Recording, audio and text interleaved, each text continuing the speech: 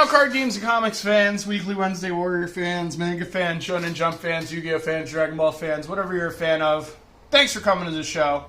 We're here reviewing the May 2003 copy of USA American Shonen Jump.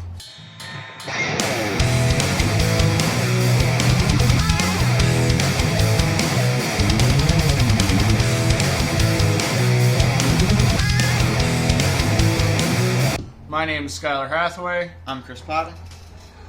Oh, Chris, you excited to go over this one, man? Yeah, man. Is there some 300-something pages in this thing? Yep. They start trimming these once they get into, like, 2004. It goes down to, like, 200-and-something pages. Wow. So these over 300 pages are pretty crazy. Even some of these early ones even reach almost 400 pages, which is nuts. They start cutting manga out of this thing? I don't know if they're cutting manga necessarily, but they're cutting something. Okay. Maybe there are just less chapters as it goes on or something like that. Yeah, fair enough. We're doing 2 or 3 chapters a piece in this volume, so. Yeah, and I can't imagine they trim any of like the interviews or anything like that. So I don't know. That'd be an interesting thing to keep our eye on, though. So what was I? May 2003. I wasn't even 10 years old. I turned 10 years old in September of this year, of that year. So I was 9 years old when this came out. I don't think this is not one of my original copies. This is before I started subscribing. Yeah, it's in a nice shape. It's compared to this one's got all this dirt on it that we're going to see in 2 months.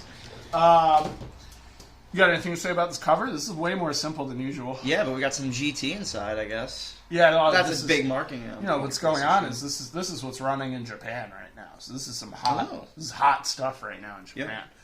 Yep. You know that artist Peach Momoko? Yeah. She said she grew up watching GT. Yeah, fair enough. Which is hysterical. She says she's not a big Dragon Ball fan. I can't imagine why. Can't imagine why. Yeah, so we're gonna move on then. This is pretty sweet. March 2003. This is like a benchmark for Yu-Gi-Oh, basically. Oh. Because the first 2 starter decks that came out were the Yugi deck and the Kaiba deck. Right. These are the 2 follow-up starter decks to that, and these decks, just like the Yugi and the Kaiba deck, are super popular, super important to the card game. This is what really sold the card game, because you'd watch the TV show, and you'd go, oh man, I want a duel like Joey or like Yugi, and they'd release their decks. So of course you're going to tell your mom, tell your dad to run you out to the store and get you one of these things. I ended up with a copy of both of them eventually. I don't know where any of that stuff is now. I wish I had sealed copies of these things. Their product, just the packaging on these looked really cool because they had these little windows into the package where you could see what the big arc, the big boss card was. Nowadays, it's a sealed package. You don't get to see anything on the inside. Nothing super shiny or cool. And I like the old Konami logo, too. It is pretty sweet. It reminds me of the video games and stuff. I thought this was sweet, man. Yeah, later on they say you could buy this poster. I was so jealous. Yeah, I mean, I would not be surprised. Rad. I would not be surprised if this is on the internet somewhere for purchase. Oh yeah, but I can't imagine it's $30 anymore. Because this is so cool. Just having all of those characters drawn. And there's 2 Akira Toriyamas on here. Yeah. You don't just get 1, you get 2 because of Sandland. I wish I had this to show y'all, but I don't. I was too young to order things like that. Mm-hmm. Let's just see the index page telling you what's going on. Interesting lineup we got here. We're going out balls deep. Yeah. We're starting out with the balls. And we're going on to... Is this even proper? Is YuYu Hakusho really second? Yeah. I thought it was last for some reason. No. To be honest with you, though, I think this is my least favorite lineup they've done so far. Yeah, it gets worse as it goes along. Basically, I'd really like... I think you want to open up with something that, you can open up with Dragon Ball, it's strong, but you can open up with Naruto, that'd be fine. Yeah. And then you can give us, like, Yu-Gi-Oh! After Naruto, then maybe One Piece, then Dragon Ball, then Sandland. I don't know. This order didn't make any damn sense to me. I understand that Yu-Gi-Oh! This is a big chapter of Yu-Gi-Oh! So maybe this was worth it for people to read through all these other ones for. Right. But, they just accepted you to go to sleep on the next 2 shows. Yeah, I guess. I like One Piece, but I understand that, like, out of this lineup, this is probably the least popular, especially at this time. Just at this stage. Yeah. Well, Shaman King, definitely. Yeah. Even more so. They trimmed the staff page. This used to be a whole page. Yeah. And now it's just a column. This is where I was talking about you can buy the poster. They showed it off in the thing earlier, but just saying. Yes, well, it's you subscribe to the thing, Uh-huh. and then they send you the poster. God damn. Yeah, it was free. That's a great It's free deal. for subscription. I'm going to mention Joe Duffy is in here somewhere, who's still in comics, still does comic work right Yeah, there. translating Naruto. We got Gary Leach over here, who's done some work with Neil Gaiman and stuff in comics. Lance Castleman. All comic people, all doing translations for Weekly Shonen Jump. Then we got this art of Yoshiro Togashi, an interview with the creator of YuYu Hakusho. This is a really good interview. Yeah. Some of the interviews, they're not so great. And the reason for that is because Shonen Jump has a habit of using what I'd call canned questions that we've heard before. Uh-huh. What's your favorite character that you've designed? What's your favorite manga you've done? What are your influences? Like, I mean, what are your influences is a fine question comparatively. Right. But a lot of these questions through here are almost totally wasted. This little timeline is cool. Yeah. 4 years on Yu Yu Hakusho is what I pointed out, you know. We end the timeline with Hunter x Hunter. That's an ongoing manga. It's been going 25 years. I doubt there's much more of this than there's of Yu Yu Hakusho, so I was really surprised. Yeah, and then 4 years of Yu Yu Hakusho, coincidentally, there are 4 seasons of Yu Yu Hakusho to watch. Yeah. So that there's a lot more volumes than 4 of them. So he was working on this for a long time. But it's interesting that those 4 years then translate to four seasons of Yu Yu Hakusho. It's pretty neat. What do I got over here?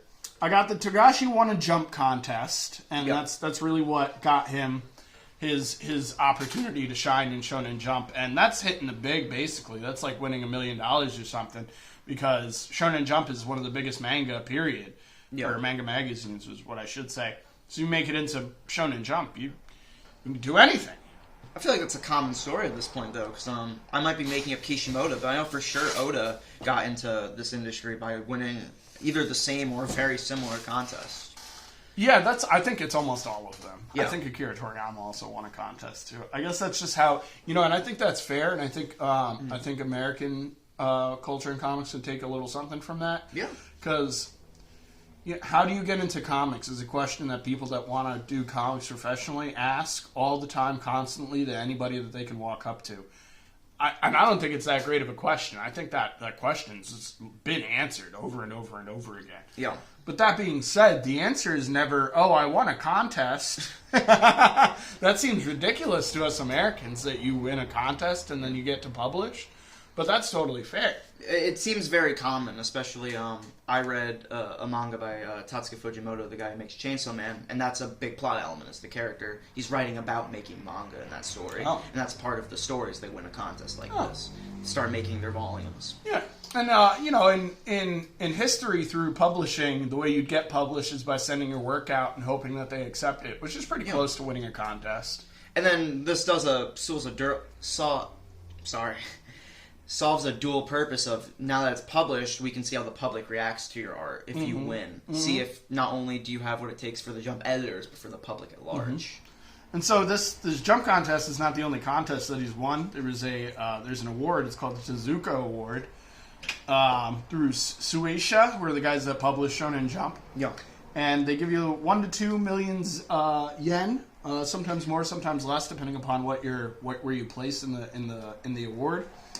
And there are years where no one wins, because I guess in Japan, if your shit just isn't good enough, they're not going to hand you free money. So they will go through years where just there is no winner, and the money just sits there, I guess. That's interesting. That they have such a high bar for what they're anticipating. They're and cutthroat expecting, over there. that they will just tell you no. It says that he started drawing manga in 1st to 2nd grade.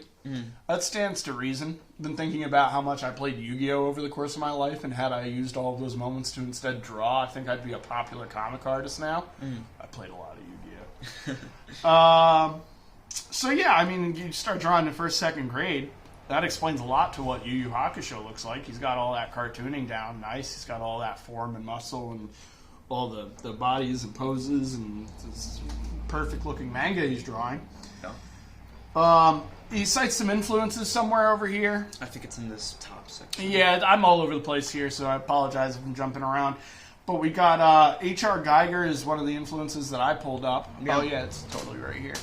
I'm going to pull up some work so you guys can see what H.R. Geiger is about, but he's definitely most popular for the designs in Alien. But his stuff is crazy looking outside of the Alien stuff. Yeah. He's got some sketchbooks, stuff like sketchbooks is what I should say, out there that I can't imagine are even easy to find, limited print type things, but they're just intense, really graphic, very interesting, kind of metal looking, organic fusion art. It gives you the chills. And that's kind of what he does in Yu Yu Hakusho at a point. Not yet in what we're seeing, but eventually that is the purpose with these demons and scary looking things. Right. You got anything to add here, Chris? Sure. There's a couple of notes on this page I took. Togashi cites wanting to do a seinen manga, which is something, just an older version of Shonen Jump. Okay. Saying he wants to try everything twice. I took a note of that just because it shows... I think it's kind of sad after having read this, because if you know anything about Togashi, he has a lot of health problems in recent years, which have caused him to very much stop making manga for the most part. He goes on years of hiatuses. So this is a very optimistic period in his life, and I thought it was a very sad read that he had stuff. He has plans. He's like, I want to do something at least once. He's kind of stuck doing Hunter x Hunter now. Yeah, out of Oda and Toriyama and the dude who does Naruto, I can't think of the last name of Kishimoto. Out of all and Togashi here, out of all four of these dudes, Togashi's the only one who's got a positive outlook on manga. Yeah. Every single one of them is just like, this is a job and I have to do this. Or maybe not even as a job as much as they feel like they need to make this story happen, like with Oda. Oda seems like he's really driven by his work more than anything. Togashi, multiple times in this interview, stresses that he spends a lot of his free time with his family. Yeah. And that is not something the other mangaka have mentioned almost at all. I think Togashi seems, from just these interviews, like the more well-rounded individual. And I'd argue that his manga reflects that. It's not as like bonkers sci-fi as like Toriyama's. It's not as bonkers ninja cultural as Naruto. It's not as literal fucking bonkers as One Piece, right? Yeah. Yu Yu Hakusho is one of the most grounded mangas we're reading, which is about ghosts. Is absurd. But you know, it is what it is. The other note sorry. No, you do your thing. The other note I took was that the transition from Yusuke and the whole manga from like almost a comedy slice of life ghost story into a shonen manga was planned from the start. This was something he went into the manga knowing, which I would have not guessed. You know, the typical story here around this point with like JoJo's and Dragon Ball is they were all kind of forced by editorial to go this direction because of the success of like Fist of the North Star or something. You know, it seems, and Yu-Gi-Oh! Was the same way. Yu-Gi-Oh! Was not meant to be a card game manga. Yeah, I think we'll see that later and on. Then it eventually becomes a card game manga because of how popular that specific section of the manga was. Yeah. And it's so odd to me. This is totally believable that he had these plans already, but the way his manga is laid out doesn't seem like he does, because it seems like every other manga you read. With Naruto, the first, for lack of a better word, the first season of that manga is really Naruto and his friends getting accustomed to what it is to become a ninja, right? And stating their ground as ninjas and capable ninjas and stuff like that. One Piece, he's setting up his crew. He's getting ready to go to the Grand Line, something.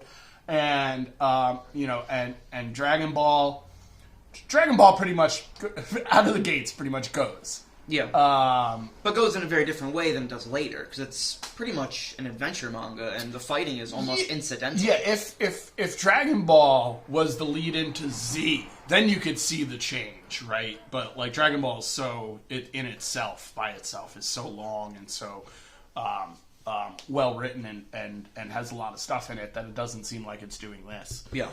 But it is because the way this is going, this Yu Yu Hakusho seems like it's like Boy Meets World, like a teenage sitcom that's trying to teach you a lesson at the end. Yeah. This is going to change gears like crazy really soon.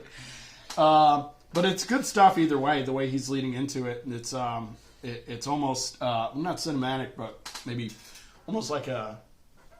It's a slow grind, but it's appreciated because he's building up to something that's totally worth the wait. He mentions that he did the colors of Hunter x Hunter on a Mac. Yeah. I thought that was interesting. Thought it was interesting that he's even bothering coloring stuff, you know. This is not necessarily manga related, but I took this out of here because I just liked what he said. They asked him about like traveling, what he likes to do when he travels. And he says traveling with a packed suitcase and an itinerary just means fatigue and commemorative photos. Yeah. I thought that's a good call. I might try and do something like that in the future and not pack anything and just go and see what happens. Page 6, he gets asked about the world of Yu Yu Hakusho halfway down. And so this thing tells me to read it. Who's your female? Nope. Some fans debated this. How do the Rikai? Nope, that can't be it. Recently you had a son. Do you? No, that can't be it either.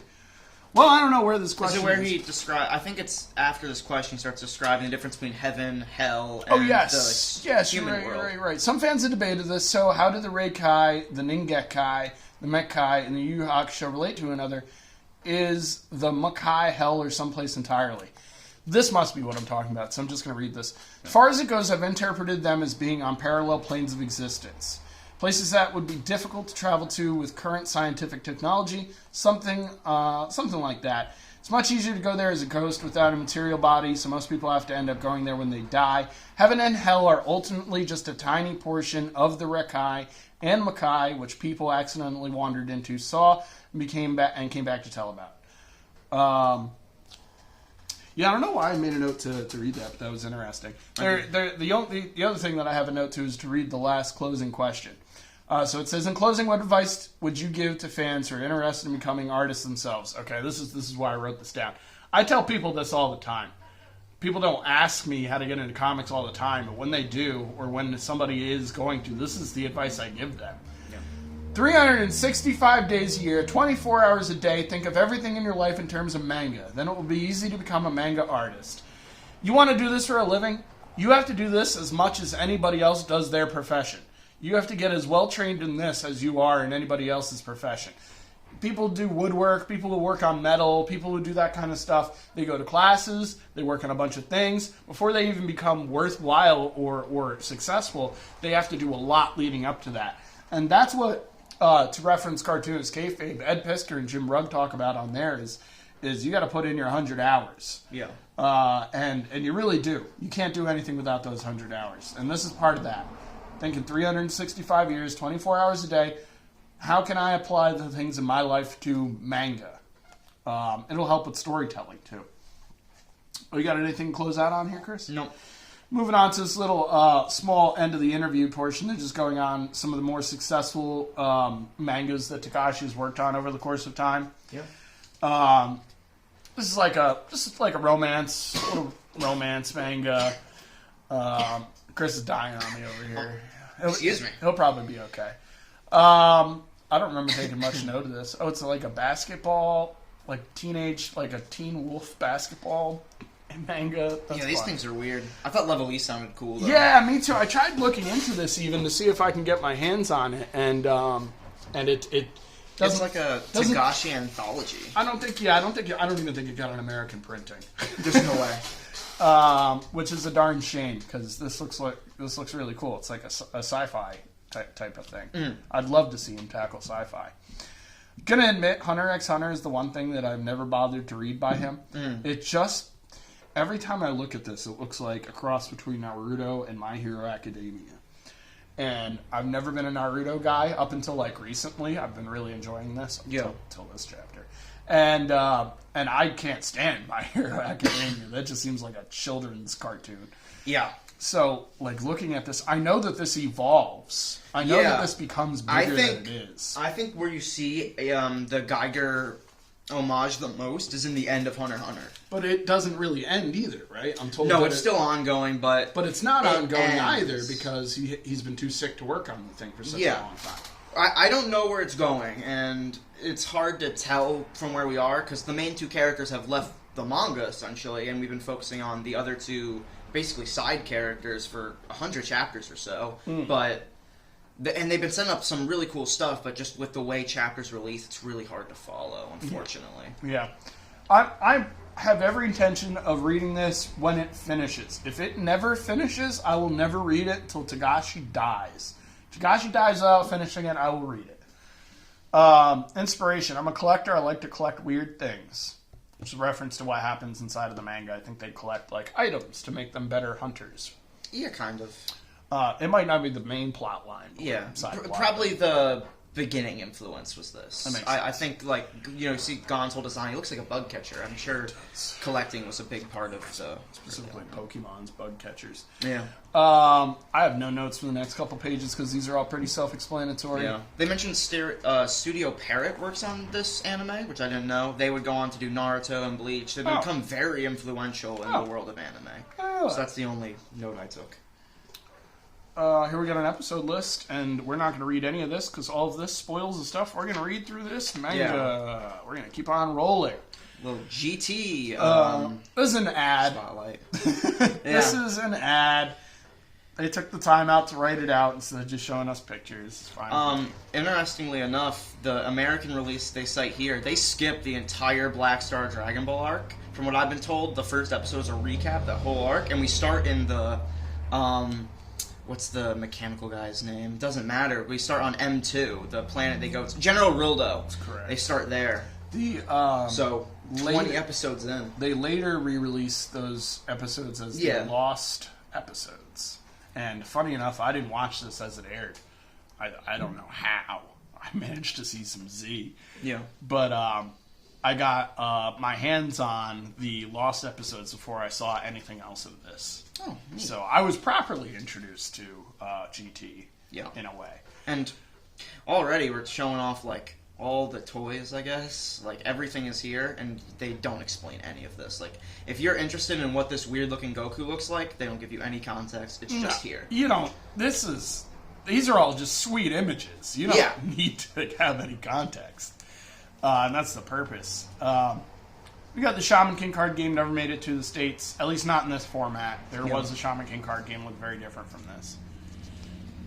This looked cool. Yes. I like card games.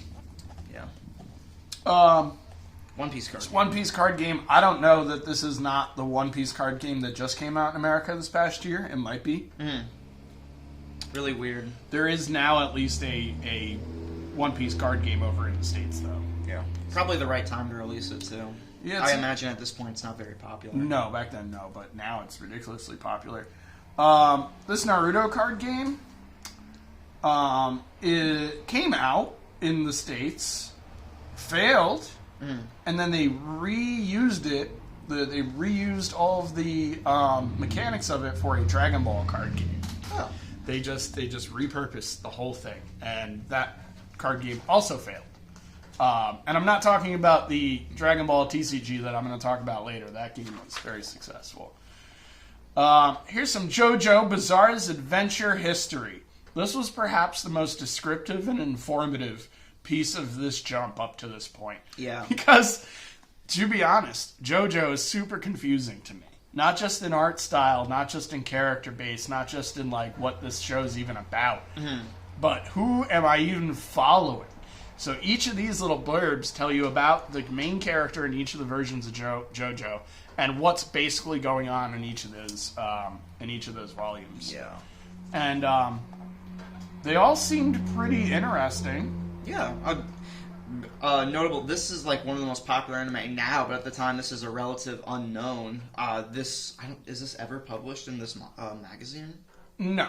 I don't know if JoJo ever makes it. If JoJo ever makes it in here, it's for a sliver for 1 month, and then it goes away again. I can tell you for sure, this entire section still hasn't been translated, even with how popular the anime is now. You can't get Part 5 in English. That's a dang shame. It is strange. It's one of, like, Out of the random people I know who watch anime, everyone has watched this. Even people who I know who don't watch anime have watched this. Yeah, and I guess this one bounced off of this one.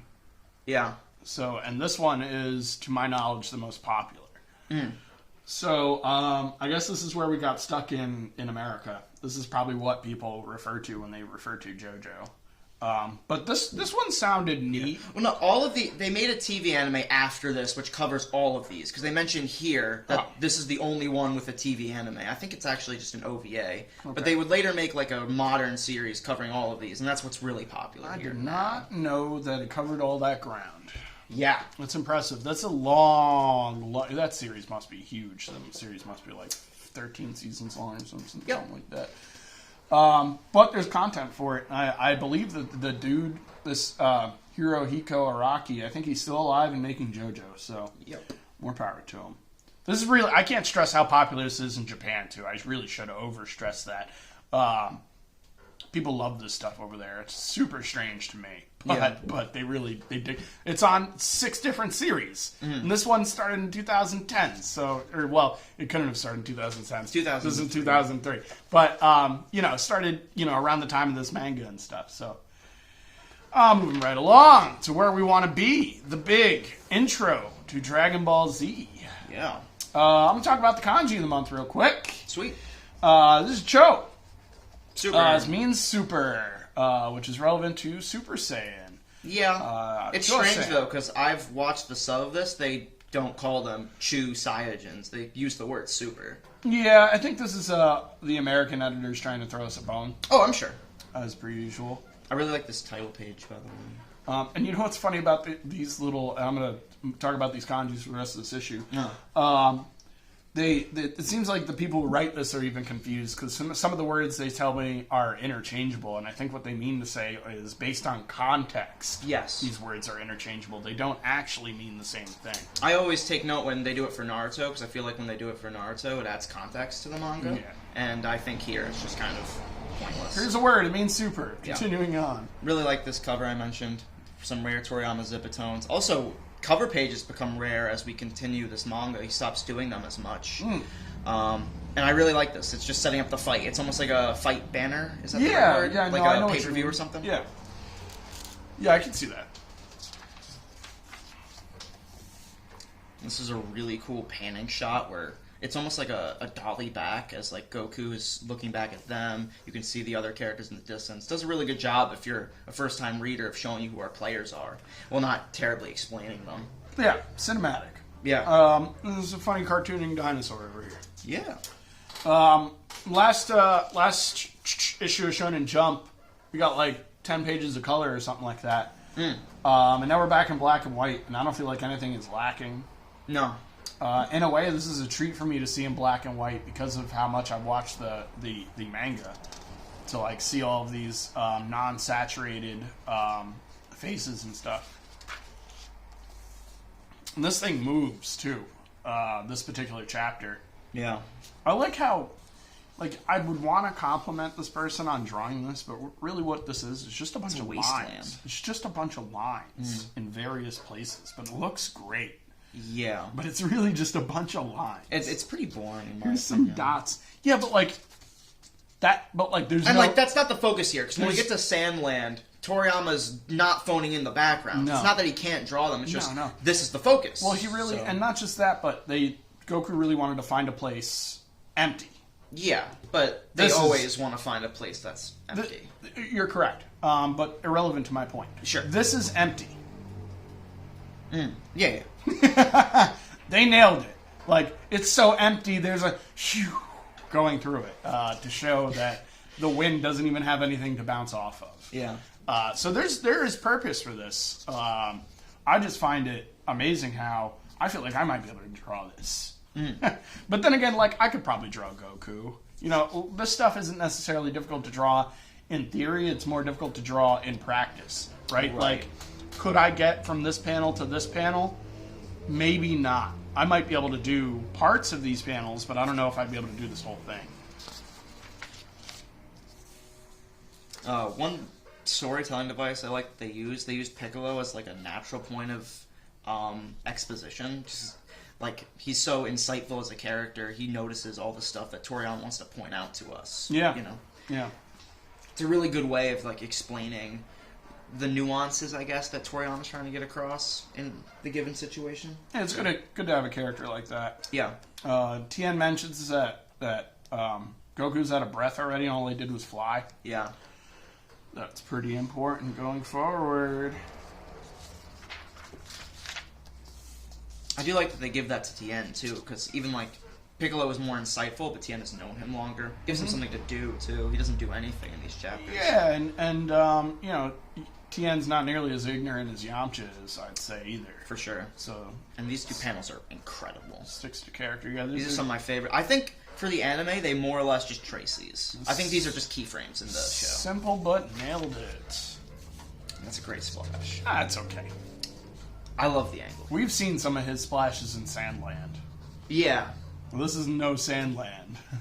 This is what I don't even know what this is in the background that he's using. Yeah, he does this little all the time. Swirly, whirly vortex things.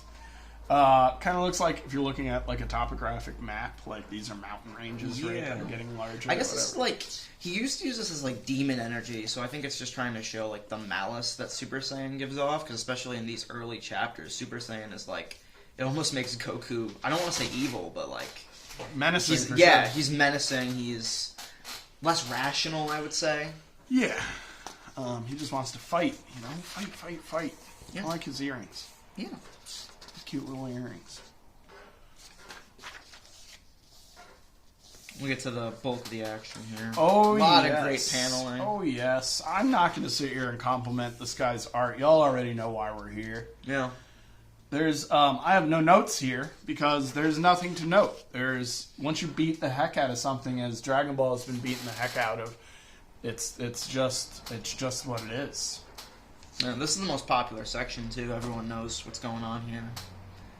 And then Tien makes a note that, you know, Goku doesn't seem like he's lacking at all now. Yeah. But, you know, Piccolo is starting to figure out, and whenever Gohan shows up, he mentions weak it. He is. Yeah. He sure kicks Android 19's butt for a while, though. Yeah. I think that's the only unfortunate thing in this whole situation. These androids don't come off as much of a threat, but they aren't the main threat anyway. This is definitely superimposed into the cartoon. Yeah. Where he's sitting there and he's glowing and he's breathing heavy and stuff. That's a great face. He goes and reuses that for Majin Buu later. Yeah. Goku loses? Oh no. Yeah, some action, you know. This is the Dragon Ball Z stuff is so good. I like the speed lines go straight into his mouth. It was an interesting way of shadowing things too. Mm-hmm.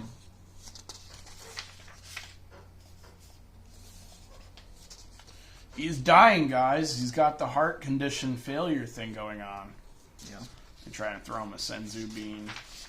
Doesn't work because I forget like the rules of Senzu bean, but I guess like it has to be injuries you've sustained. I would not even bother talking about it, Chris. It's Dragon Ball. There's no continuity here. It's all just fun. Sure. Yeah. There goes the Super Saiyan. You can't even stay a Super Saiyan anymore. And then Android 19 goes in for the suck. The mean suck. Piccolo tries to take down Dr. Gero. Doesn't look promising. Yeah, but he's just messing around. He's gonna fight him later, and he's gonna, you know, do. He's pretty on par with him. He's just trying to get him away from Goku. Yeah. But you know, it's just the setup for Vegeta coming in to save the day. Yep. Would you call this a cover page? No, because when they collect the volumes, they just throw this as a page. That makes sense. I'll usually throw the cover pages in the back. Blink! Yeah. That was not necessary. Yeah, this is great. In the anime, this is even better just because the way they use the sound effect. They, you know, obviously this isn't on the screen, but you hear this block, and he just gets sent over, and Piccolo picks him up. Yeah. They go and they fly them away. Yamcha those. And then it's Vegeta versus the androids, while Yeah. everybody else gets to sit around and watch, because Vegeta doesn't really want anybody to get involved. So that's Vegeta's thing. I like this little black guy on a Krillin making a scary realization. Yep. This is a splash page, Chris. Yeah. This is a splash page. I like the Goku one more. Wow, man. Look at all the actual background. I guess. I just think the angle is way cooler. Okay. It's not as dark either. That one was like... No, it is pretty like a mid-tone gray. Really open or whatever. I don't know why I'm bothering to flap back to it. We both saw this already, but yeah, I'm not gonna. Pissed though. Oh gosh, look at all this shading. Oh, look Yeah, it is really cool. Short his feet look doesn't even make any sense, but that's okay. I always find Vegeta's build is very strange because it's like Toriyama with a slightly more, I don't know, realistic art style, trying to depict like a very cartoony, stubby character. You know, if I didn't give a hell about this Shonen Jump, I'd get a pen right now and I'd draw in some like nice little scratchy hair, maybe like a little chin wrap beard and some claws. We have a good Wolverine shot right here, man. Look at these claws. It's almost the Frank Miller cover. It really looks like Wolverine. Vegeta's a short, stout, scary type, so that works. Yeah.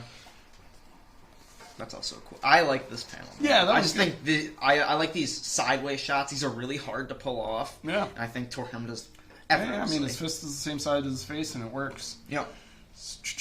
Look at that more whirlwind background. I always think this is kind of dumb.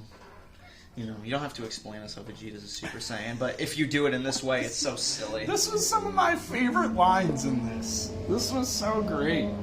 My heart is pure evil. Come on, that's Vegeta. That's how he talks. You don't realize he's an alien too. He doesn't have the social cues that we have here on Earth and stuff. Oh sure, but this is our only explanation for how Vegeta became a Super Saiyan. This is pure evil. He's pure evil. I mean, he was upset. He's lying to himself. Is what's going on here. Well, he's became a Super Saiyan because he's so pissed off that Kakarot sent him. He's just pissed. He's not evil. He's just pissed. He doesn't understand the difference because he doesn't understand social cues. He's some weird, awkward space alien. That's a panel. That's a panel. It's sweet. It's a damn shame that you don't actually see that his foot went straight through this android, because that's what they're showing us here. But this is cartooning, is what it is. Yeah.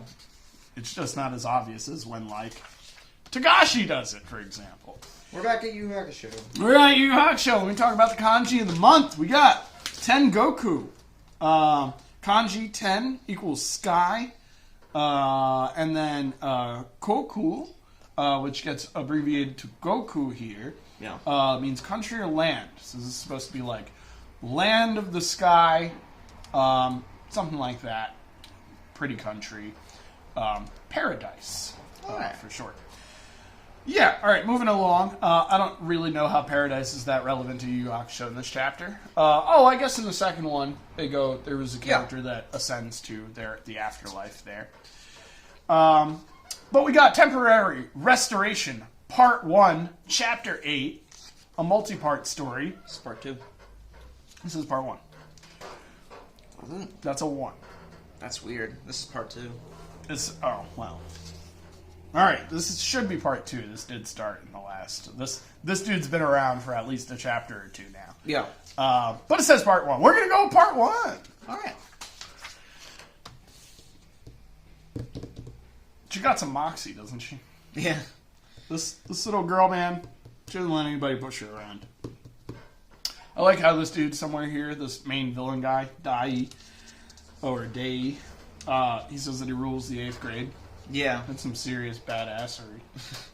He's the ruler of the 8th grade. Well. You know what I got from this? What? Yusuke's really good at pachinko. Yeah. He's like really good at pachinko. Look at how many prizes he has. He has so many prizes. He has 2 different disguises. Yeah. That's how much he's won. That is an insane quantity of winning at pachinko machines. And that's all I got from those pages. I really like Togashi's cartooning, man. This whole page right here is a perfect example of that. Yeah. There's a wrestler, too, that you're not going to know, but his name is Shinsuke Nakamura. He looks just like this dude. I might even go through the effort to pull up an image of Shinsuke Nakamura right now. It's funny. It is really funny. Like, Shinsuke even has the, Shinsuke Nakamura guy even has, like, this little thing to cover his mouth up, too, in his little There's a wrestling panel stuff. around here. I think I missed it, but yeah, it's right here. They break these panels into a thought bubble. I thought this was really creative. Yeah. You don't see people do that often. No, it's really effective. It was really good. Yeah, so this little story, Keiko has been abducted by this gang of 6th, 7th, and 8th graders, and there's nobody to save her, and moments from now, they're going to attempt to rape her. Yeah. And some seriously terrible people in middle school in Japan. And in Yu-Gi-Oh! You'll see the same thing. Uh-huh. But they are unsuccessful because Yusuke shows up. This hero, this absolute hero with his hero mask, shows up, and it's a mask found among the prizes in his pachinko machine. And then even funnier, when they tell him to take off the mask and stop being a jerk, he's got another disguise underneath, just like as Groucho obnoxious as Marx glasses. It's great. This manga has no necessity to be funny. Yeah. Right, I would read this no problem if this had no humor in it. And this is a really dark situation we're in, but we're really juggling tone well. Because this doesn't take away from the stakes here, but it is equally entertaining. Yeah, and it's hilarious. Absolutely hilarious. And I don't really want to spend too much time complimenting this guy's art either, because we've done it in the past 3 episodes of this show. Yeah. But look at the tones. You know, boom, boom, boom. And, like, there's boom, nothing here boom, for these guys, boom. but it sells perfectly. Even just, like, the design on Dai's shirt. I love these little tiny lines that he throws on faces or in the background of panels that are not in a bubble, not in a speech bubble, not in a word bubble, just... like almost effects, but they're not effects. They're trying to like over exaggerate the thing that's going on with that person. Oh yeah, we mentioned breaks the panel border all the time. Oh yeah, very rare amongst everyone else here. There is a great little this tiny the drunken loss of inhibition when he goes to try and rape Keiko. Yeah. This is so subtle, but this is hilarious, you know? Like, this is Togashi making a comment on how bad alcohol influences people's decisions and stuff. And it's just so short and quick and relative, and this is a manga that's going to be read by teenagers and stuff, so, you know, what a perfect message to throw inside of here. I'd argue even younger. Shonen, I think it's in this volume, we explain what shonen means, and it means young boy. So this is a manga for under 12, more or less. Oh, yeah. Moving right along here. Yeah. Ooh, he's nervous. This is hilarious interaction. Yeah. They really took the scariness out of rape somehow. Made it more, not the rape portion, but made the whole interaction here really humorous. And we get to see Togashi's like action shots really early on, you know. Yeah, I can probably stop holding this thing down. This isn't going to glare as much. And some more different tones and stuff he's using. This guy doesn't spare a single panel. Every panel you look at, he's really pouring his all into. I definitely can't say the same about every mangaka in here. No. But yeah, moving right along. Have you noticed that, like, he beats up, 4, 5, 6 guys here? Yeah. But he's been in a bed for a month, 2 months. Your muscles atrophy like crazy. If you don't keep those things up, you don't have them anymore. Yeah. I got a problem. I got a logistical problem here. This doesn't work. I don't care how much pachinko he played. There's no way that he gained enough muscle mass to take down these 5 8th graders. There's no way. But it is like Yusuke, who's like supernaturally strong for whatever reason. That's right. So that's really where this anime and what he said in that interview about this being a planned story and that this not being what he intends for it going forward really shines. Yeah. Because I'm making a comment on continuity and realism right now in regards to the muscle atrophy thing. It's not relevant. It's not at all relevant. He doesn't actually need his muscles to do anything. He is a great, natural, gifted fighter, and there's a reason for that. We won't find out till the end. Till towards the end of the thing. I was going to say season 3, but I don't know how to break that down in terms of volumes here. Yeah. Big Pow, card games and comics. Look, and I'm promoting the local shop. This is why I like Yusuke. He appreciates the local nerd shop here in Portsmouth, New York. And he took down Dai in the process of doing it. What a guy. Saved his girl. No more rape. This reminds me of Toriyama Fist, specifically when Goku punches through King Piccolo. I mean, I feel like I've seen One Punch Man have like a kind of fist-looking thing like that. Yeah. Good stuff. Real good stuff. Moving right along. We got Kuwabara. I thought this was really funny. Yeah, this is funny, but look at this. Yeah. Like this, the mix of his face and his outfit. He's wearing a shirt, but his abs are still like crawling through the shirt somehow. Yeah. He looks super short.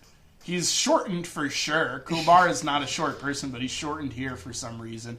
And he's got this like cute little non-threatening sword. There's a name for those swords that are like made of wood, not supposed to hurt anybody or whatever. Nah. He's got his little like samurai bandana thing going on. His pompadour looks excellent.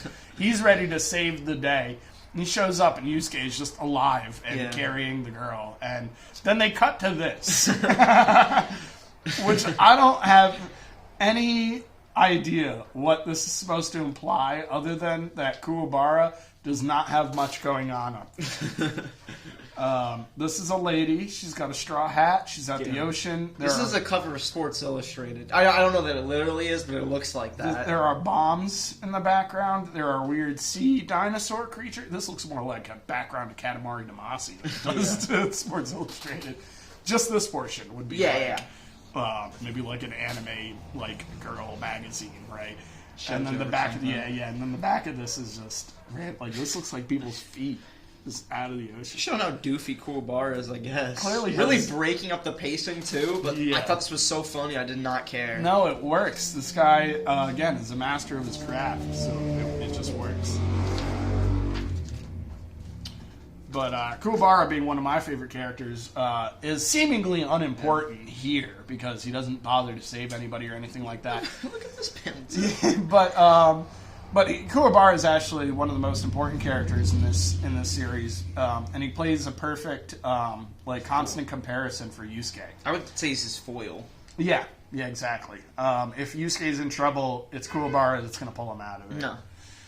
And then Yusuke goes back to sleep because this was his one day. But he eventually figures out that Keiko knew that he was awake the whole time or whatever. Yeah. But they never talked, so they don't bother breaking any rules. So Yusuke can go back to being asleep or whatever. And I guess he can talk to anyone but Keiko because he talks to Kuwabara. Yeah. Which, just not her. Yeah. So random. The top of Yusuke's head. I thought this was really well used because although if you read this, it's pretty clear that this is Yusuke in bed. Yeah. This is an odd shape. Mm-hmm. So I can understand why they threw that there. Cool backgrounds here too, also Shoujo BD, Oh yeah, and shows 80s background. And stuff. again, if you time this magazine. Well, no, they say it starts in '90. Right, but where are they taking all of their reference from? Right. The past 10 years that have come. This also makes her look pretty capable. She's a little beat up, but she's got a smile on her face. She's happy. She's got good posture. She's walking away from the situation. Shiny, happy vacationers. This was cool because it talks about the Golden Week. Yeah. And the Golden Week, I guess, I didn't know anything about this until I just read this, is a week in Japan where everybody has the week off. And it must have just passed by because it was this past month starting in April. It is. There's a dumb Green Day joke in here about the American punk band. Yeah. And we're not going to talk about. But these are cool. There's a Children's Day, there's a Constitution Day, there's Weekend Day, there's In-Between Day, just because it falls in between the two things.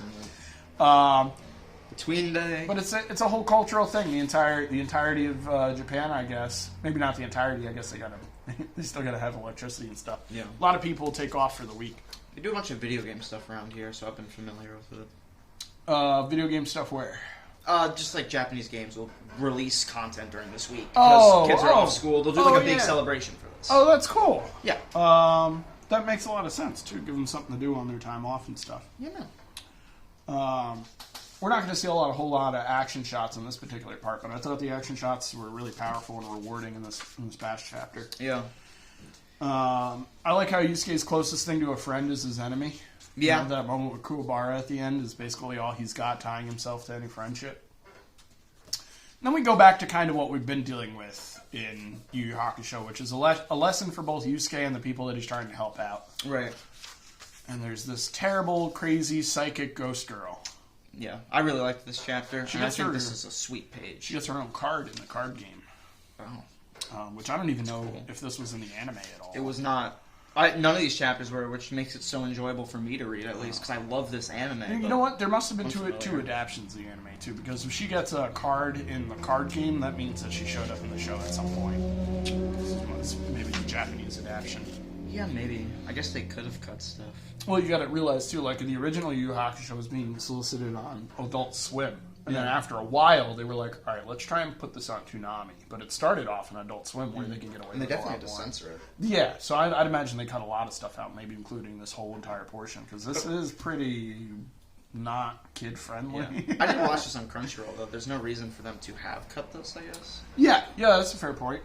So what do we got here? What do we got? We got this little boy Yusuke's already saved. Gave him some confidence because his dog was dead and he was being bullied.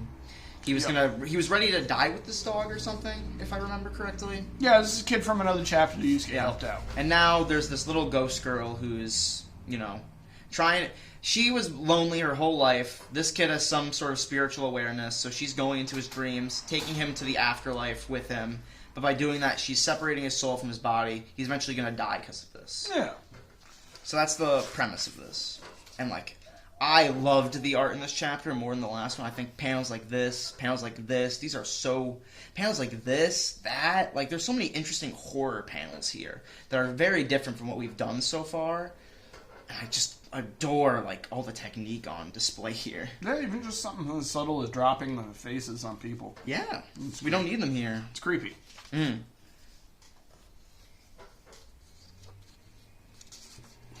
This black use of background usually means flashback in manga from what we've seen. Oh, this is a flashback. They're talking about the girl's past. Yeah. I don't know if you noticed this. This housekeeper is watching some level of Frankenstein movie. Yeah. So some level of horror going on in this horror chapter. Even though she's laughing at it, it's like a young Frankenstein probably sort of thing. But it's still humorous. And to play horror with comedy is exactly what Togashi juggles on a manga to manga basis. Yeah. So it's very appropriate. So Yusuke is going to help this little boy out again, save him from this evil ghost again, and let this ghost also proceed to its final destination. It just takes a while, and they got to figure out the ins and outs of that. And most of it is just being nice. Yeah. It's just Yusuke learning, you got to be nice to people. You can't run into a situation and stuff. Up to the point. And to his credit, he usually chooses to be nice, I would say. This is not something Botan pushes for him. He slowly just... Yusuke is a brat, but he is a brat with a heart of gold. And he always stumbles his way into doing the right thing, which is what's very endearing about his character. Botan's hand. Yeah. She really reminds me, now I'm thinking about it, of Sabrina in the Pokemon anime, where she was a little girl. Do you remember that? Yeah, sure. Yeah. Maybe some common, theming they're going for. Yeah, this could be a cultural thing. Yeah.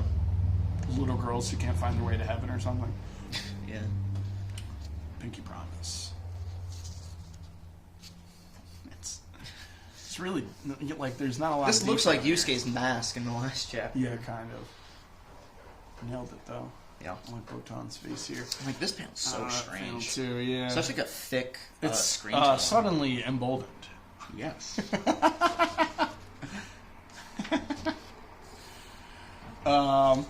Yeah.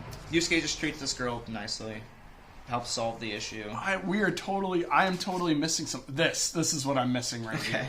Sayaka just needed a good spanking. That's what I got out of this chapter. Is this girl's horrible, and she's trying to drag this boy to the afterlife, and she's had a tough time with her housekeeper keep her who didn't care about her, and her parents were never around and stuff. But you know what she really needs? She doesn't need a good time or somebody sweet to her. She just needs a goddamn good spanking. A good spanking. And Yusuke spanks the hell out of her. She starts crying. And then this kid's like, calm down, it's going to be okay. And then Yusuke brings him back around, starts being nice to her and stuff, so. Yeah. But I feel like this is also very culturally Japanese. Yeah. I don't know if that would fly in American television. Maybe that's why they didn't do this I was going to episode. say that might even be one of the reasons why it didn't make it. She goes, and Yusuke she's all happy and all that good stuff, and things are good. This is page 120, this is page 119, 118. This panel, Yusuke kind of looks angelic here. Oh, yeah. They don't bother to show his body or anything, kind of like he's like blending into the background of what good that he's done. And I thought this might be some subtle sign of him slowly earning his life back here. Yeah. But yeah, that is it for Yu Yu Hakusho. Moving on to Naruto. I don't even know. There's like a piece of food in here. Moving on to Naruto, where I have the most notes because I did not like this chapter. Okay. First notes, of course, on the kanji of the month. Yeah. No, it's not. My notes on Genjutsu, which is the art of illusion and apparition. Yeah. Which I don't know where I pulled that from, because this is on Mabaroshi. This is on Genjutsu. I took the same note. I don't know why they don't call it Mabaroshi, but they explain it here. Yeah, it's right there. Yeah. Genjutsu. Pretty cool. Yeah. So we pick right back up from the last Naruto. And Chris, I'd like to ask you a question before we go into here. Okay. Would you say that there is not a lot of time in between these panels? Yeah. Next to no time, really. It's like panel for panel for panel for panel. Even so much as so this happens immediately after the last panel in the last chapter, right? Yeah. Okay, because that's going to be a lot of my problems in this comic book, is the fact that there is no time in between panels. Okay. I like this Bob Ross level background that we got in the back here. I want to shade in some nice trees. You put a little nice little clone jutsu. A nice clone jutsu. I thought that was pretty sweet. Here's some more spoilers for the future. Yeah. Also, again... Dude, I wish I could press the skip button on this whole manga and get to here. That's what I thought of as a kid, too, is I was like, this seems cool, but I feel like this should be cooler. And then they separated it. They called it Shippuden, right? Or I don't know if it's supposed to be separated or not. The manga's not. But so I didn't think so. But anyway, in anime, they separated, call it Shippuden.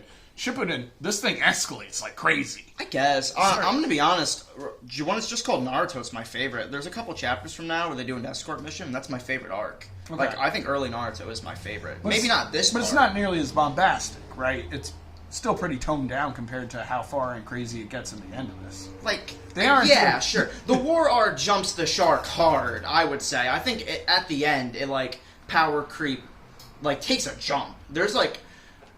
Basically, how the war arc goes is the Naruto and Sasuke from like 5 minutes before in the war arc would kill the last Naruto and Sasuke. Like, they jump 5 minutes. Like, they get stronger than every ninja who's ever existed, like 5 times in the war arc. It's ridiculous. Right. But that's my point. It gets pretty crazy. He also stops doing cover. I'm gonna keep saying this because I love his cover pages. He stops doing them after like chapter 11 or something. I guess he maybe got complaints about spoilers. Or just got tired of doing more work than was necessary. I would imagine that's it. Here's some more Bob Ross background. Yeah. This even reminded me of Philip Tan a little bit, the way that Philip Tan uses his pencils and stuff. It doesn't even look like they bothered to ink it, right? It kind of just looks like pencils. I think it is inked, but it's just like that sort of hatchy, imitating like pencil. Yeah, maybe even like a gray toned. And I think it's this line here, this holding line, that really gives you the pencil thing. This is the side of the pencil. Yeah. I mean, it's breaking some of the holding lines and stuff. Yeah. This is probably my favorite panel in this whole entire thing. This is stunning. I found the techniques in this book confusing. Okay. And here they are explaining them, right? I don't think this makes a lot of sense. And I would sit here with you and like read each of them and try to pan it out. But we don't have that kind of time in the Shonen Jump. I'm just going to say, I got confused. Can you see how a person could be confused based on all the different ninjutsus in here? Yeah, they're throwing a lot at you. It gets really complicated. I think that's for the better in the whole of the series, because up to this point, adults aren't really a threat, I would say, if you've read it so far. Master Ebisu, even Haruka. Naruto seems more capable than all of them, at least to some extent. Except for the dude who can see through the globe. Yeah, but he's also the leader of the whole right, town. you know he's the most ninja of all you know he's holding something. Kakashi, he's strong, and he's strong in this village, but he's not that big a deal. He's not like Roshi, who's the god of martial arts. He's just a good ninja. Right. So we're really showing the difference in level between these characters in these chapters. And that's what we're going to say is this world of ninjas that they're going into. It's not so light as we've been making it seem. You know, this is a training exercise, and yet they're being completely... They have no chance, is what this chapter is. Honestly, I'm being distracted by semantics, because... although you pulled all of that from here, and that's exactly what's going on, that's not what I pulled from here. Okay. What I'm getting from here is, like, what you're saying, yes, that they're going through a training exercise, but I didn't look at it as this is a basic comparison against Kakashi. I was looking at it as this is them trying to lay the groundwork for the rest of the series, which is similar to what you're saying, just in a different way. But what was bothering me about that groundwork is the ninjutsus being one of those things. I felt like if you're going to lay groundwork, explain something so it's not confusing. So when it comes back up later, I'm not like, oh, I didn't really understand that to begin with. But I just, in similar fashion, the way we want to keep moving with this jump, so does Kishimoto. So there's only so much time he could really explain going. He'd rather show us the panels. And he's doing some funny things here. Naruto keeps falling into the same trap, because he keeps falling for... well, not yet. This is the first one. Okay, yeah. And I don't like this line. Kakashi says, and to be caught in such an obvious trap. He's belittling him, though. Not really... Can you show me the rope? No. How about here, where his feet literally are? No rope. Yeah. So, remember we were just talking about there's no in between the panels? When did Kakashi set this all up before they all got there? Probably maybe, not. Or he's just that much faster than them. Which is what I'm getting, and that's where my next note goes. Kakashi has Speed Force powers. Sure, yeah. No, that's literally a ninja art. If that's legit, I just need to shut the hell up and just read this comic. No, I forget what it's called, but he's breaking time and none of them are picking up on it, which is why I thought I was writing it down as a joke, because I would think that somebody like Sakura here, right? Sasuke here would pick up on something like, wow, Kakashi is so fast. You know, I didn't even see it, but like you go and see Sasuke go for it. Like he thinks this is a good idea, but how has he not noticed that this dude can break time and speed and all that? You know? Yeah. Also, here he's just using like a substitution. Like this was one of the more easily understandable like ninjutsu so far. Yeah, and that's what he was trying to explain before. It's just that he switched with something like this in the background. And like, what was this? This didn't even need explanation. This was 1, 2. Yeah, 2 panels. I got it right. Whereas they spent. Sorry, I'll just flip back to YuYu Hakusho. They spent like a whole page trying to describe what the heck was happening here, and I still didn't understand what the heck was happening. Yeah. So there's some failings happening in this particular chapter. I think it's just because he's trying to make Sasuke sound smart. And he's trying to make the thing move, too. He's trying to keep this moving. This is crazy action intense. This all happens in probably 5 minutes or less. You know? Which, again, there's no time in between these panels. This is all done already. Look at this background. Yeah. My favorite parts of this whole thing is the background. His assistants are really going for it. Yeah. I imagine it's them. Yeah, because this doesn't look like the backgrounds when Naruto first started. Yeah. Like the city backgrounds and stuff, this doesn't look anything like this. This looks like Bob Ross came in and helped him out. Yeah. This is painterly, how they like lay out backgrounds. At some point in here, Mishimoto notes that Kakashi is Iruka and Mizuki's superior. This is a really subtle note. It's in here somewhere. But I didn't realize that. It makes sense. I think, yeah, but not like... So, I think that's a failure of a line, because he's not a literal superior, as in, like, on a chain of command. He's just better than that. No, well, superior can mean anything. Just you know, and in ninjutsu, at least in this manga, it makes it seem like the more powerful you are, the more important you are anyway. Yeah. So even in a line of command on some level, Kakashi could tell them what to do because he can beat the shit out of them, right? Yeah. That stands to reason. And we're setting up the idea of cells, and whoever's the strongest out of the 4 will lead the cell. So, like, that's how he would end up in a leader position, probably.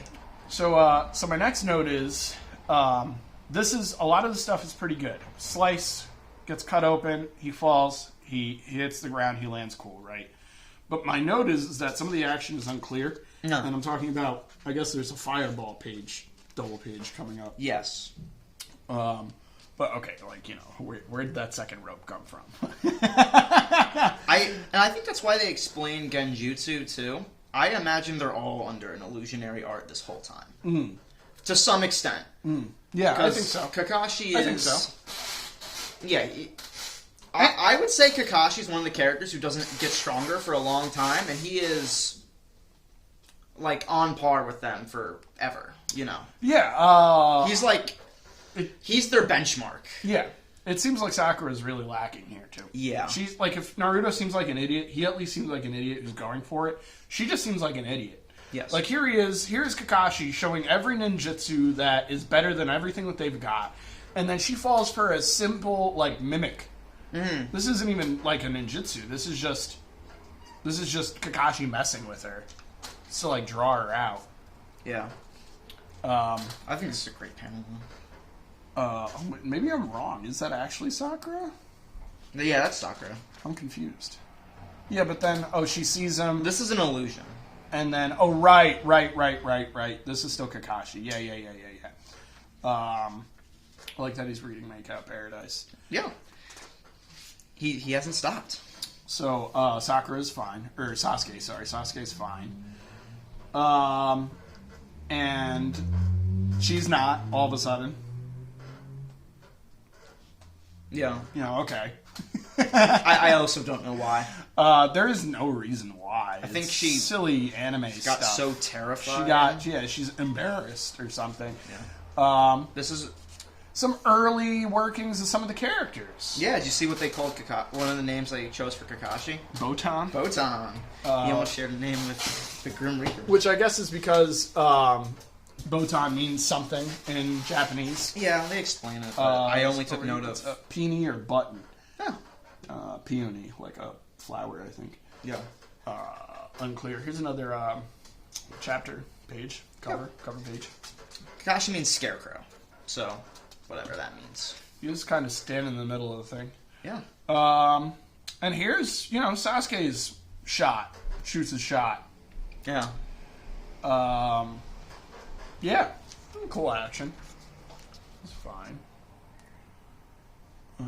It looks like he actually got Kakashi because he can continue reading his manga. Yeah. Chris? This doesn't work. No. It's strange. I don't know. Okay. Is this his elbow? What's this? Why is this sticking out like that? And then, okay, I can swallow this. I think I can swallow this. But it's this arm that's like, I don't understand what the heck is happening. It's the torso that's throwing me off, personally. I can see it just because in ninjutsu I can swallow it. But this arm should not be doing that. I don't know what's his arm, what's not his arm. Because the band ends right here, right? Yeah. And then there's the other half of it. It doesn't look like it's sticking out much. Then here, it's really sticking out. It makes his arm look... This panel would benefit for there being like a shadow Sasuke here. You know what I'm talking about when they do that effect in comics? Where it's like showing motion through multiple versions of the character? Yeah. Another, like, half Sasuke here would really help that panel read. Yeah, I think so. Here's another bad action shot. Here's another one. You can't even tell what's happening here. This looks like the scene from Spider-Man 1 where he kisses Mary Jane. More bad action shots. This is okay. And then they're separated. This must have been what was bothering me in regards to the action, because I have no idea how this happened. And Naruto seems to be one of the mangas that they want to make you see every little bit. This is supposed to be the panel of them pushing away, but it is unclear.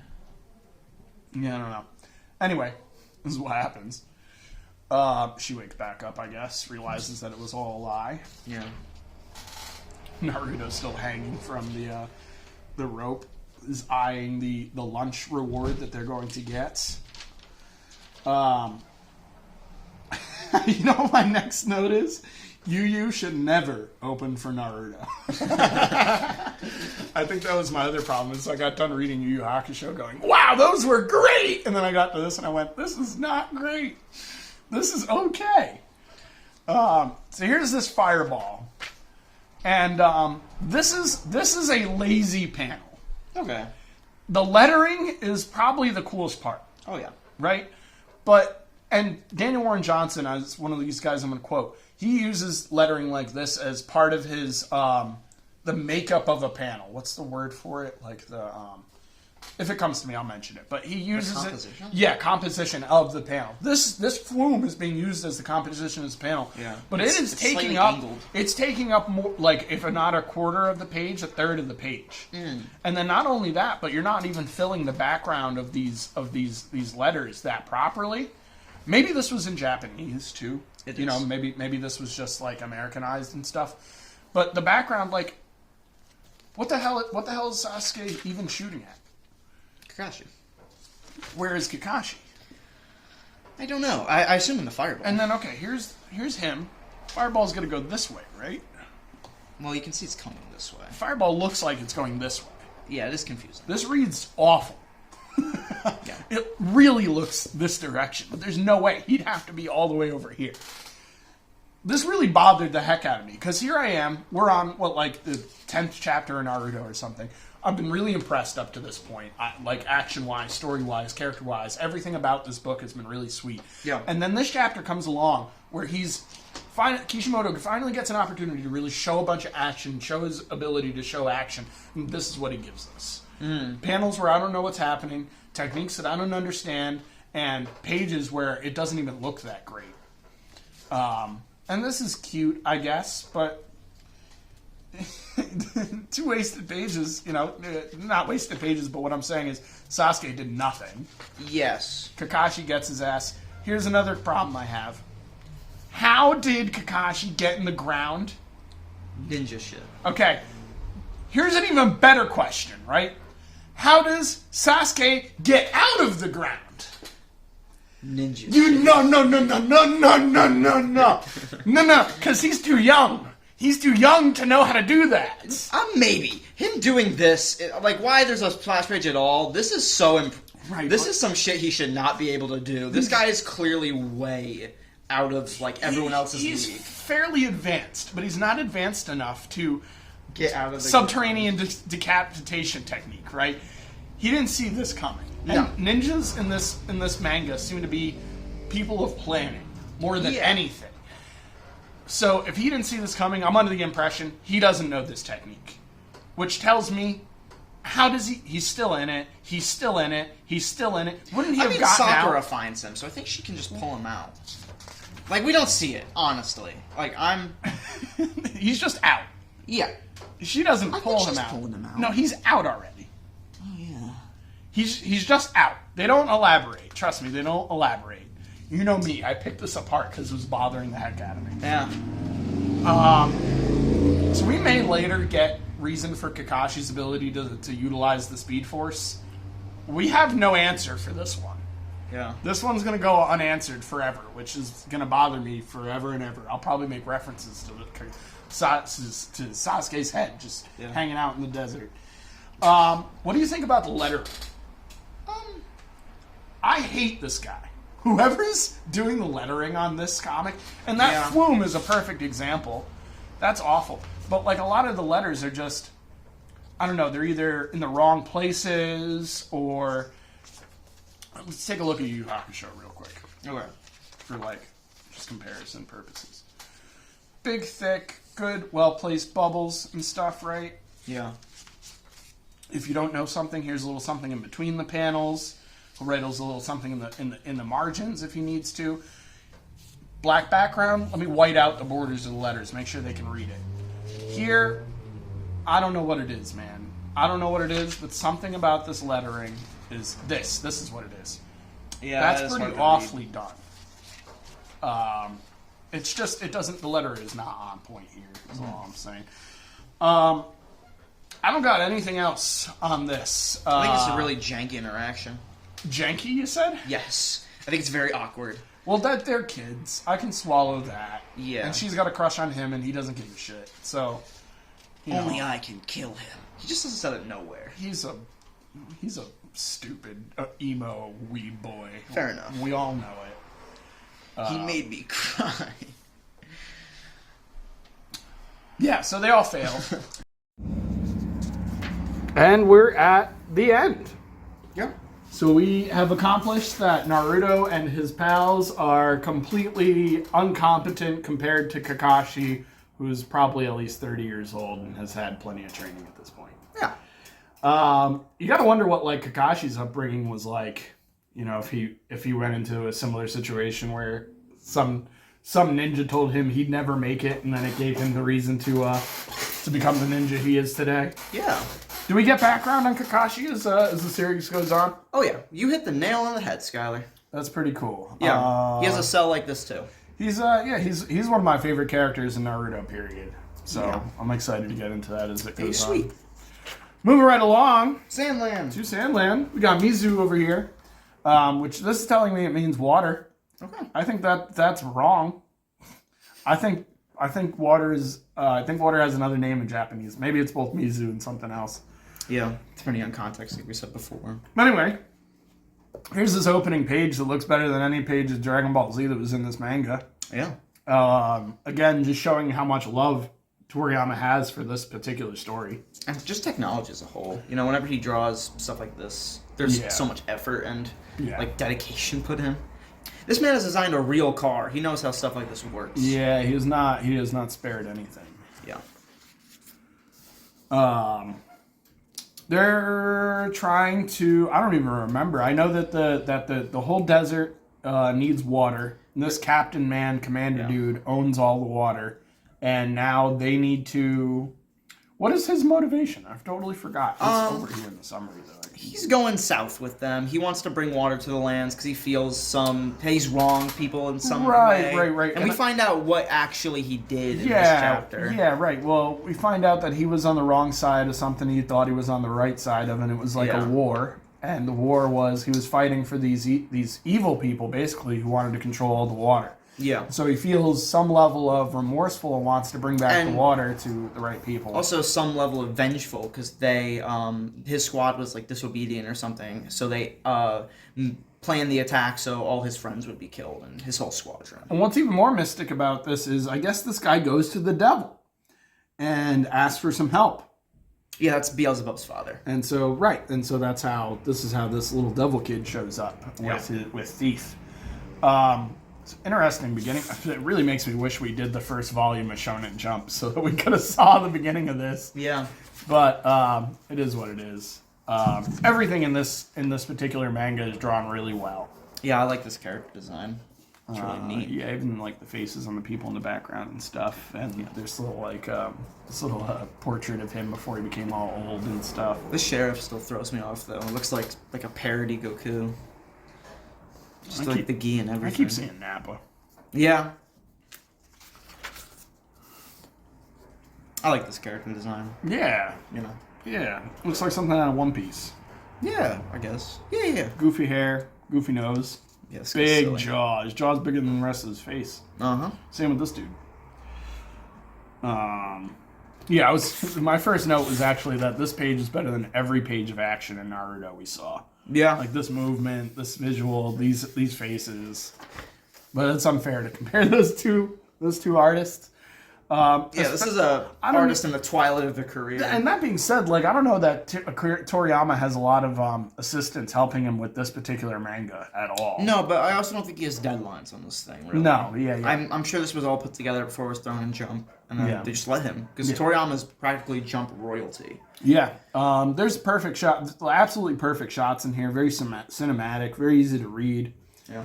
And the story's good. It's simple. It's this place needs water. This guy's going to get the water. He needs to take down the bad guys that are keeping the water. It really reminds me of the first 10 chapters of Dragon Ball. I think they have very similar pacing. Yeah, and it's a lot of fun in the same way. Yeah. These characters are hilarious. This thief guy keeps dressing up like Santa Claus. The biggest thief in the world over here. This cracks me up. And they start talking about what's driving him. I like Toriyama does this on occasion where he'll throw like weird creatures in the background too. Like I feel like he has an appreciation for wildlife as much as he has an appreciation for tech and stuff. And sort of goes into the theme of this manga, like, restoring the natural order, I guess. Yeah, this lizard is eating a moth or a butterfly, so it stands to reason. Psycho things. There's some really good use of blacks that they don't have in Sandland very much. Really cool environment. Yeah, this looks like the hut that Goku moved out of in the beginning of the anime. Or at least like the bubble format of it. Yeah. The capsule houses. Yeah, the capsule houses.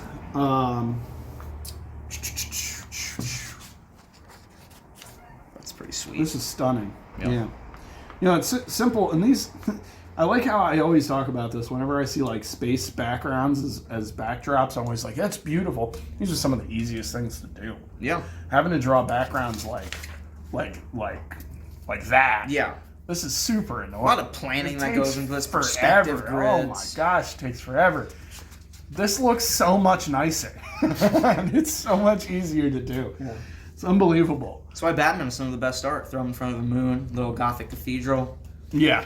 Makes a beautiful poster.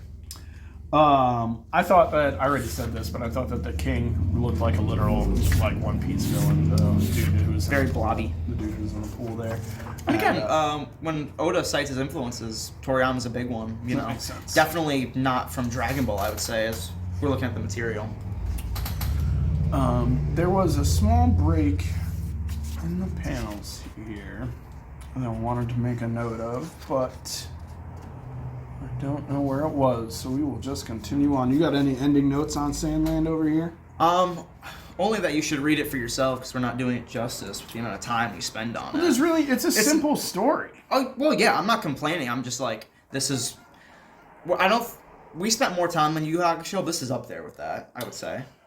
Yeah, Yu Yu Hakusho's not as simple of a story. Yes. They're doing a lot of things in that. I'm just saying, like, time doesn't mean quality. Oh, that's 100%. Yeah, this is as well rendered as Yu Yu Hakusho is. Toriyama spends plenty of time on these panels to make sure that he's showing you the information that he wants to show you, just like Togashi does. This is really good stuff. Yu-Gi-Oh! Moving on to Kazuki Takahashi's Yu-Gi-Oh! And I say Kazuki Takahashi's Yu-Gi-Oh! Because I've been noticing in recent days, in 2023, 20 years later, a lot of the Yu-Gi-Oh! That are coming out now look nothing like what you guys are going to see in this particular manga. They are way more, for lack of a better term, weeby and anime girl oriented, rather than like these really cool monster designs and mythic cultural background type influence stuff. Yeah. This stuff is about to be kicked up a notch too. Weekly Wednesday Warriors pal fans. This is where Yu-Gi-Oh! Gets sweet. Yeah, I thought this chapter was great. One of the things that we're going to start noticing, this is the first villain that really rises to Yugi's challenge, I think. Yeah, and you think, especially with me reading this, it starts getting to a point where Kaiba's losing and Yugi's winning, and you're like, oh, geez, is he going to kill Kaiba? He can't do that. This manga has to go on. And there's a cool way that he pans this out at the end of this that we'll inevitably get to. It's poetic, but it allows room for Kaiba to show back up. Right. I'm going to go back to the kanji of the month over here. I got Ma, M-A, is to mean sorcery, specifically evil sorcery. Mm-hmm. And then you put Ho together, and Ma-Ho is magic. So I thought that was kind of interesting. I might be mispronouncing that little thing over the O, but I think that's right. Me-Ho. Yeah, so moving on from the kanji. Maybe it's an U, because I know, Mahu? Yeah. Yeah. Because, in Yu Yu Hakusho, the Mazaku is a big thing. And that's just Demon Clan. That's what Piccolo was called, too. So we got Battle Ox is the first thing that Yugi throws up here. Yeah. And, pretty sweet monsters. I don't know if it's this shot. Yeah. Battle Ox looks like he could be the star of a 90s Image title. This looks like Rob Liefeld had an idea for an all monster team of government assassins. Skylar, you just pitched the best image title I've ever heard. All monster team of government. You sure they don't have that one already? I don't think Image does. Isn't that like what Wildcats was? Only monsters. Only some of them were weird looking, I guess. Yeah, they're like mutants, but not called mutants. Right. They're just the X-Men. That's what every Youngblood book is. Just the X-Men. So yeah, we're moving along. This is a duel. This is some pretty simple stuff. It just all really looks. It's a game of Magic with a little more pizzazz. Yeah. It's there are some things in here that are similar to modern Yu-Gi-Oh and how Yu-Gi-Oh has been played for years now, but it's a pretty different card game. Yeah. You could learn enough out of this to jump into the card game though, and then learn what the actual how the actual card game is played. Yeah. You can definitely see why kids would be really interested when they actually release this card game. Yes, and as they're going to make note of shortly, a lot of these cards make it into the actual card game in addition to that as well. That's cool. I thought that this was an opportunity, too, for Takahashi to finally show his chops. Yeah. He's been drawing some villains, teenage villains for a while now. And they look cool and stuff, and they look evil and menacing and stuff, but who knew that he could draw like Jim Lee and Rob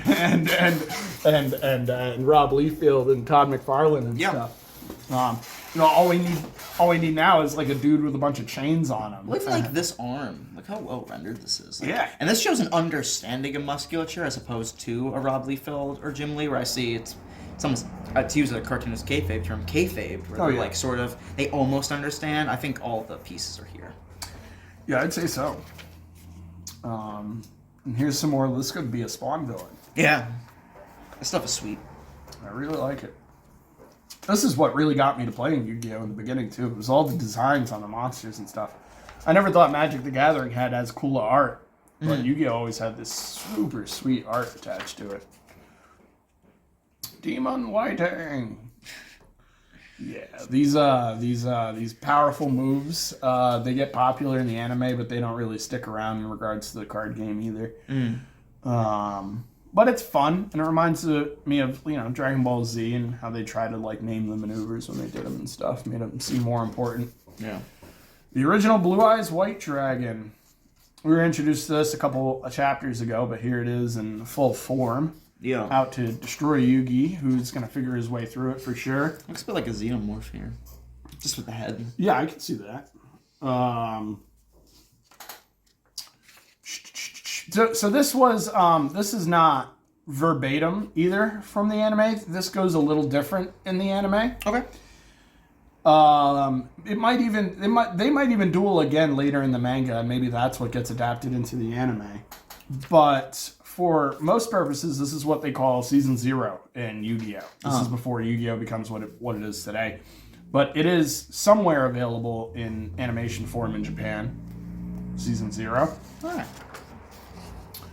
Here's another card that we use in Yu-Gi-Oh! It's called Monster Reborn. Pretty obvious effect there. Brings back your monster. Yeah. And then Saito Kaiba gets turned into a card. So he loses, and in Shadow Games, which is what Yugi uses to punish all of these people, he's got to punish them somehow, and his penalty game is, he gets turned into a card. These eyes really remind me of a horror artist, like a Junji Ito or something. Yeah, it's really good. Yeah. He's in the world of magic and wizards, and this poor panel gets destroyed by this margin right here. But these are some great monster designs. Yeah. And then he says, Kaiba, you will probably experience death in that world, but don't worry, it's only a nightmare, only an illusion. This is my wish, that becoming a card, you will come to understand the heart of the cards. So he will live on and be a better person, hopefully. Is that what happens? It's not going to be the case. Okay.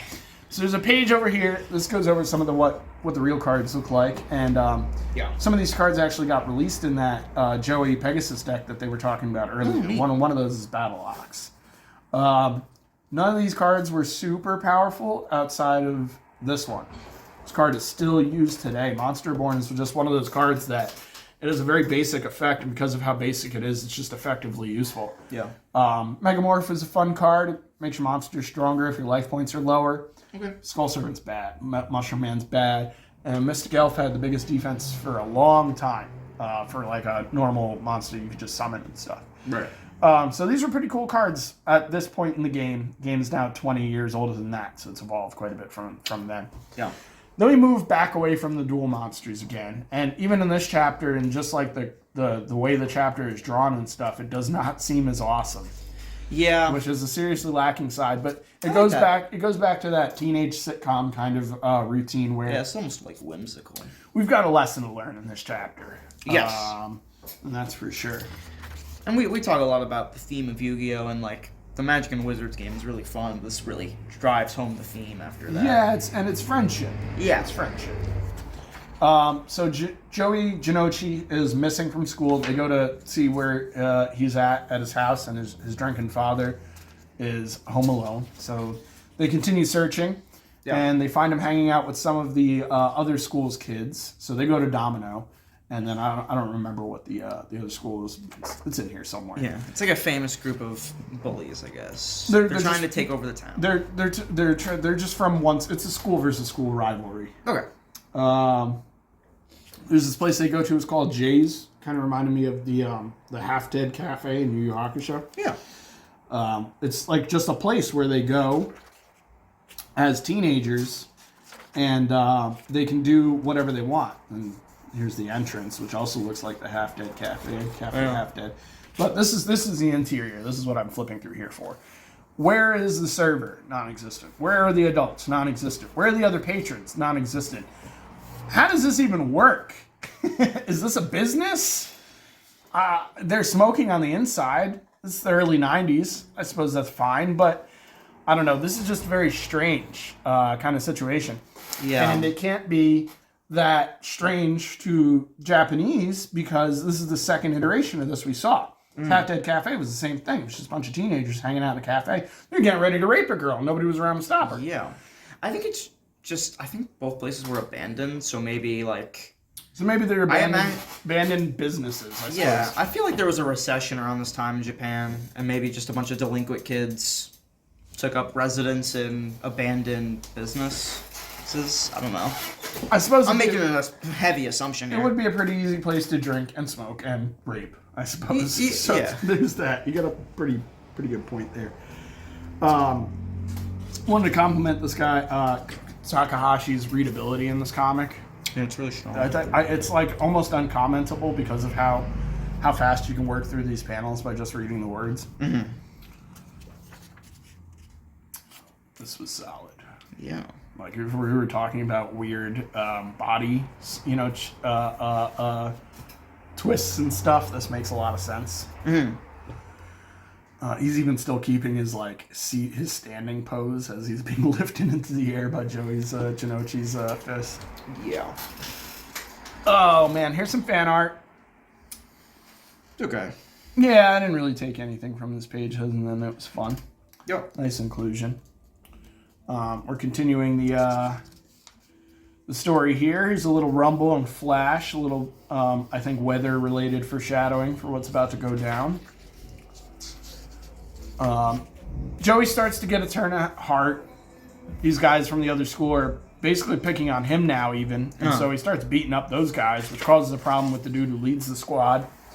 And they go and they basically want to kill Joey because he's being a jerk. And so they take him to this place. They hang him up.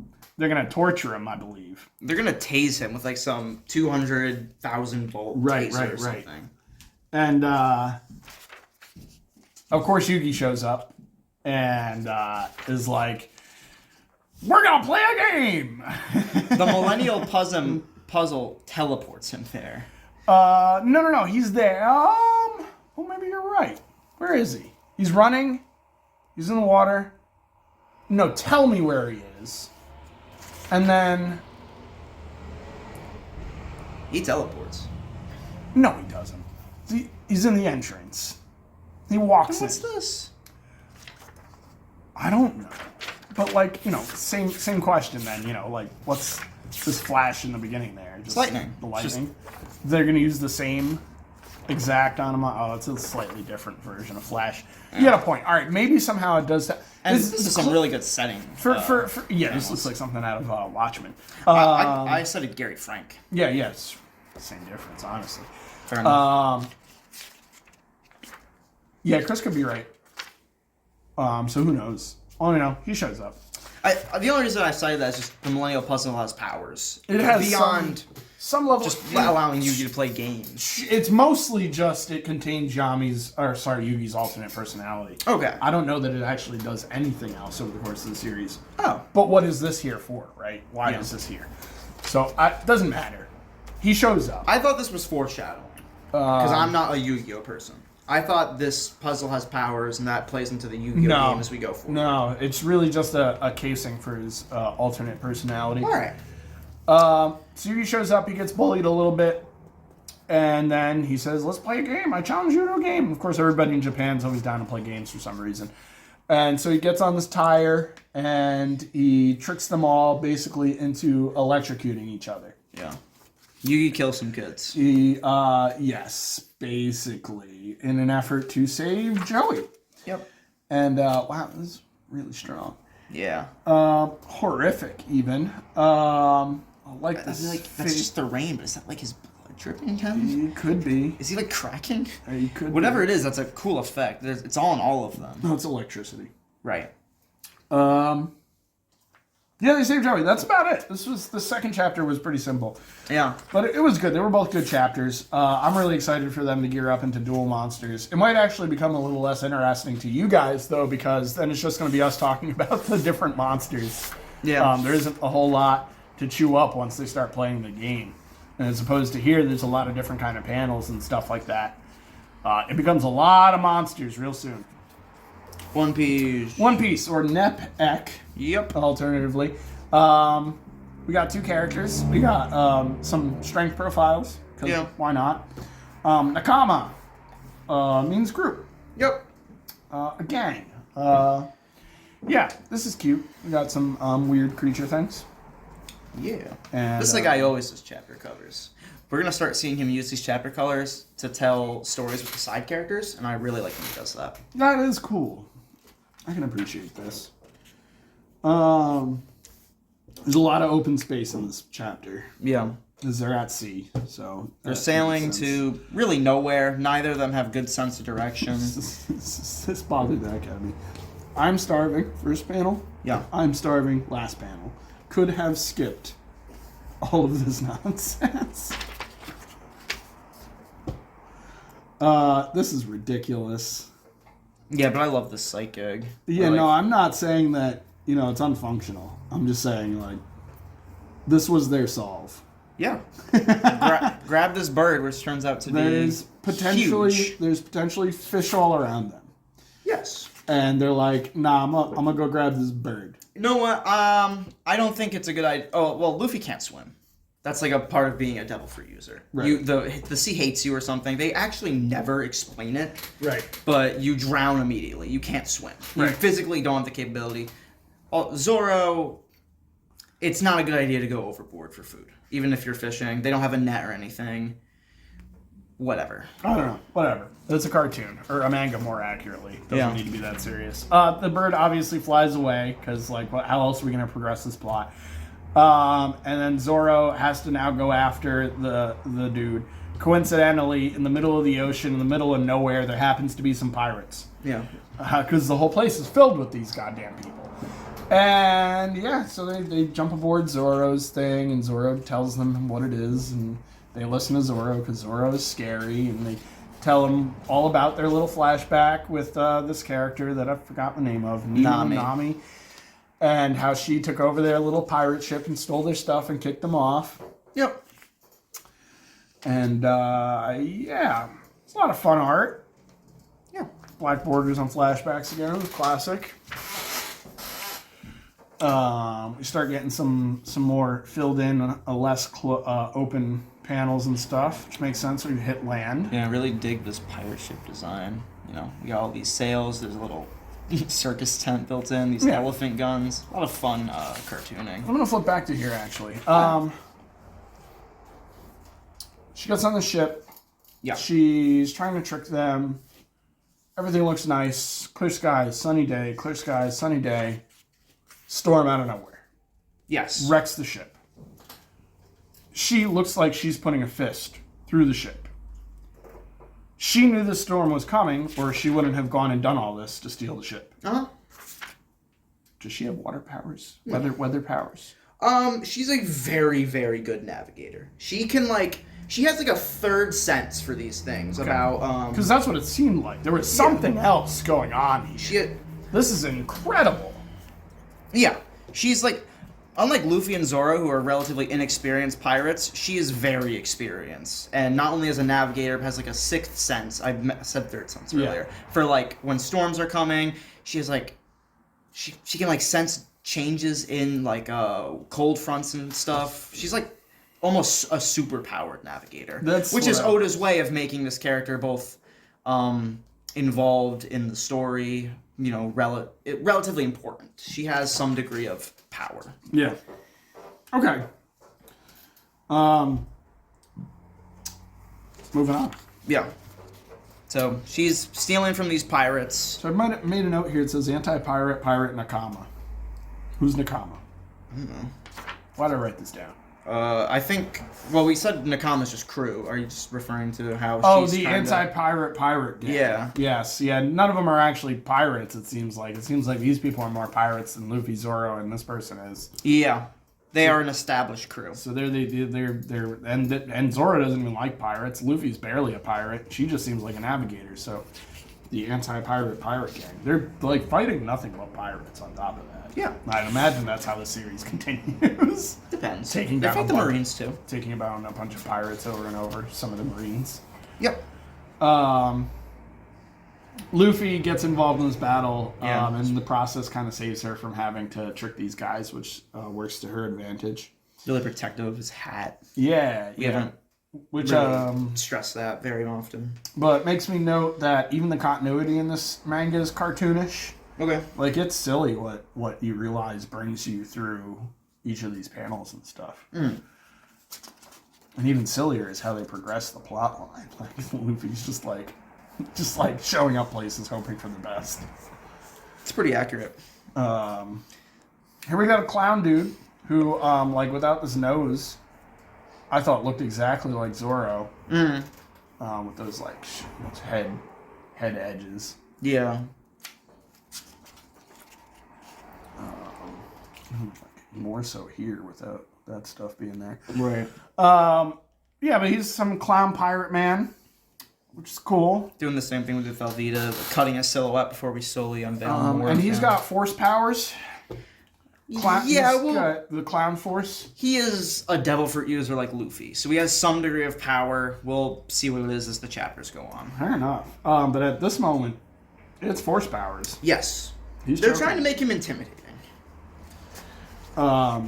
So here he is. They're going to this town, and I wanted to make a point to this town that they showed. Does this look like a very rambunctious, like, happening town? No. There's nothing here. Yep. So, again, these are all pirates and stuff. What are they stealing?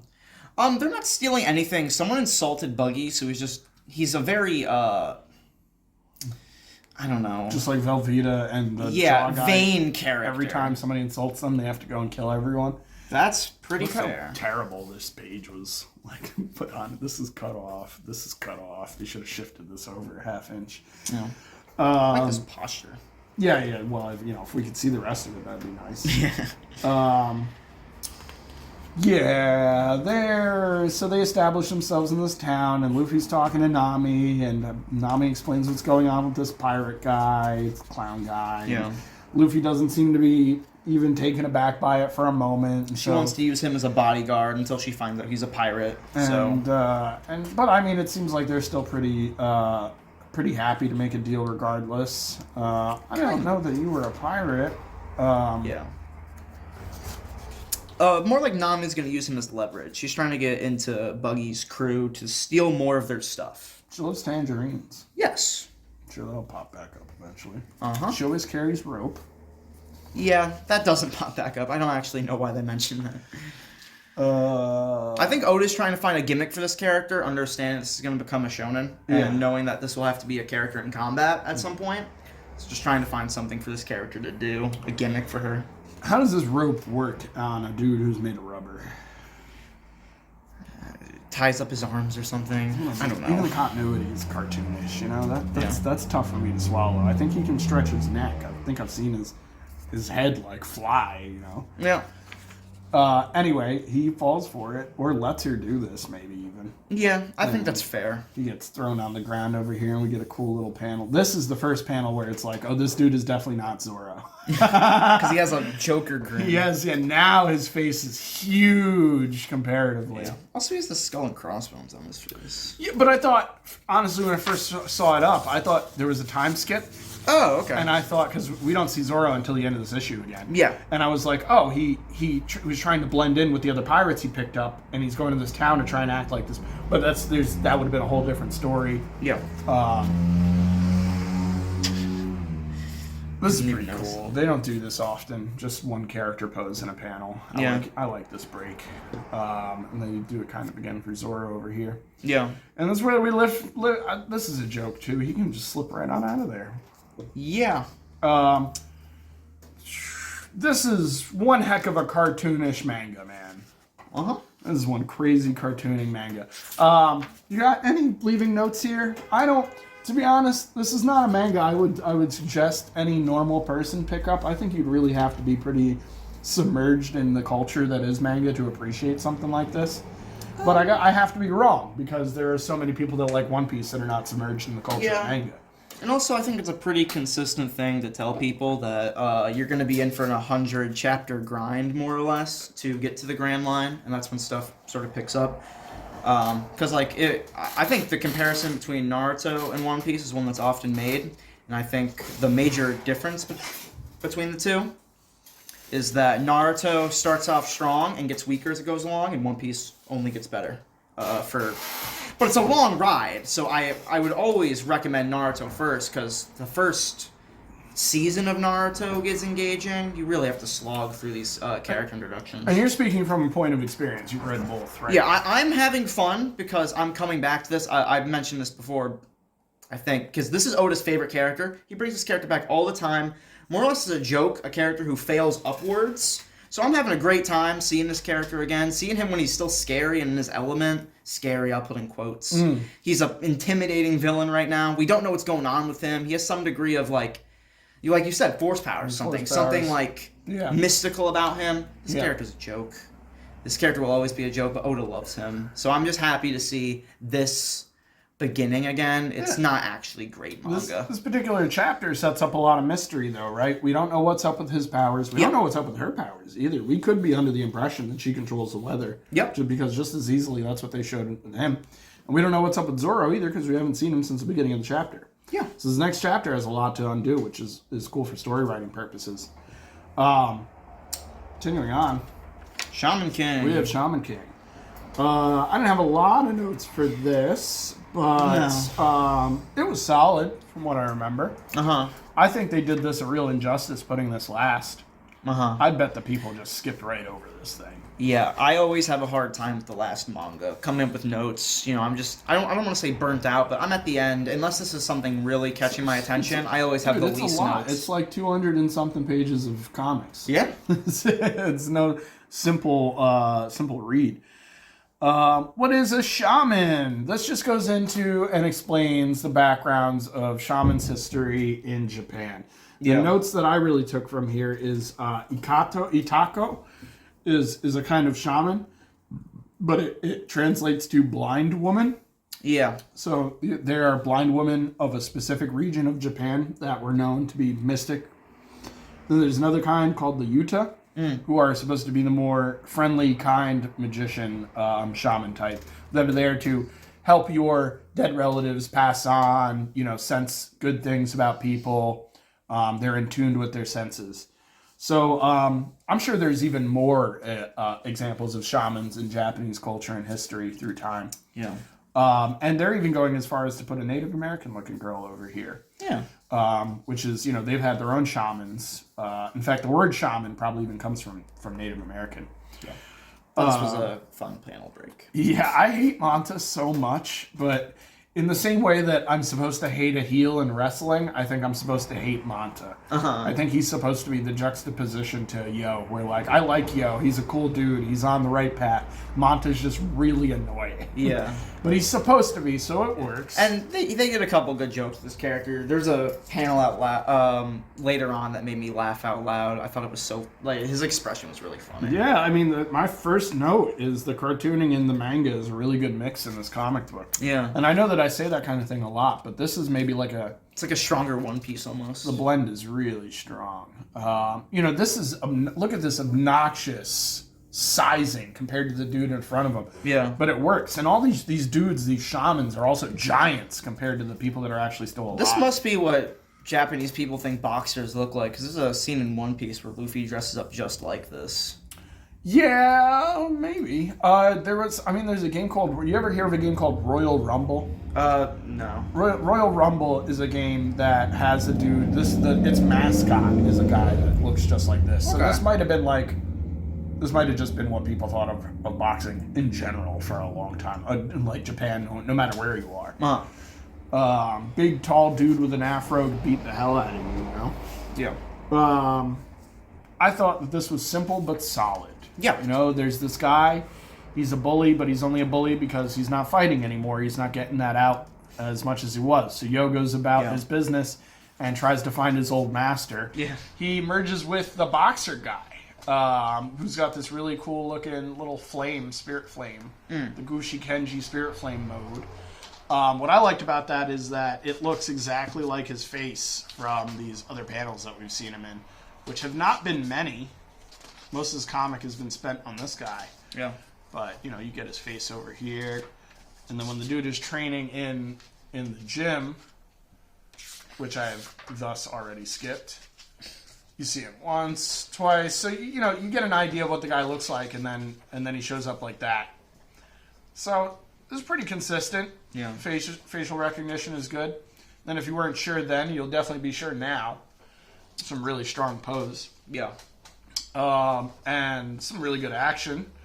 This is what you were talking about earlier in Naruto with that they were lacking with Sasuke. Yeah. Just showing motion in between movements. Yeah, really helps to get across what's happening in a panel. Yeah.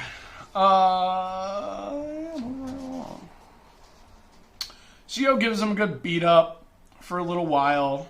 But the specific shots and stuff, the soul hook, are shots from this guy's dead master. And so he's learning that, this guy's coming back to try and teach him a lesson. And at the end of this, it seems like he's learned his lesson. It seems like he wants to go back into boxing again. Yeah. And that's about the end of that. I think the purpose of this is just to show, furthermore, who Yo's character is, what his intentions are as a shaman. And although I find Manta annoying, it is fun to watch his little cartoony inclusions in this. I wouldn't be surprised if Manta's this manga's favorite character, just because of how much focus he puts on him and how many expressions he can put through him. Yeah. I feel like he loves cartooning like that. Yeah. That's what I get the gist of. So you don't know Samurai Jack. Samurai Jack must have been out by now. Otherwise, I don't know why they would bother to use that. But this just talks about the history of samurais and how if they dishonored their master, they'd have to kill themselves. And there's a line here that says that's why the graveyards of Japan are filled with people like Amidamaru. There's just a lot of slaughter, a lot of death, a lot of things surrounding the samurai culture. And so there's a lot of dead samurai out there that were totally replaceable. There's a lot of these guys walking around trying to earn a living. So then we got this chapter where basically, first and foremost, Yo's got this tablet, right? And the tablet's an example of Amidamaru. And so he's taking Amidamaru out for ice cream. Yeah. Something that Amidamaru really likes.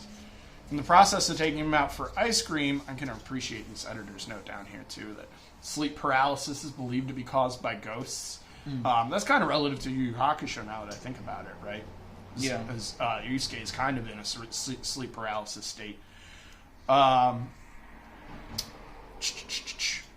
Yeah, they enjoy their ice cream and stuff, and then they note that the building is on fire, or the building next door is on fire upstairs. The Chinese restaurant upstairs is on fire.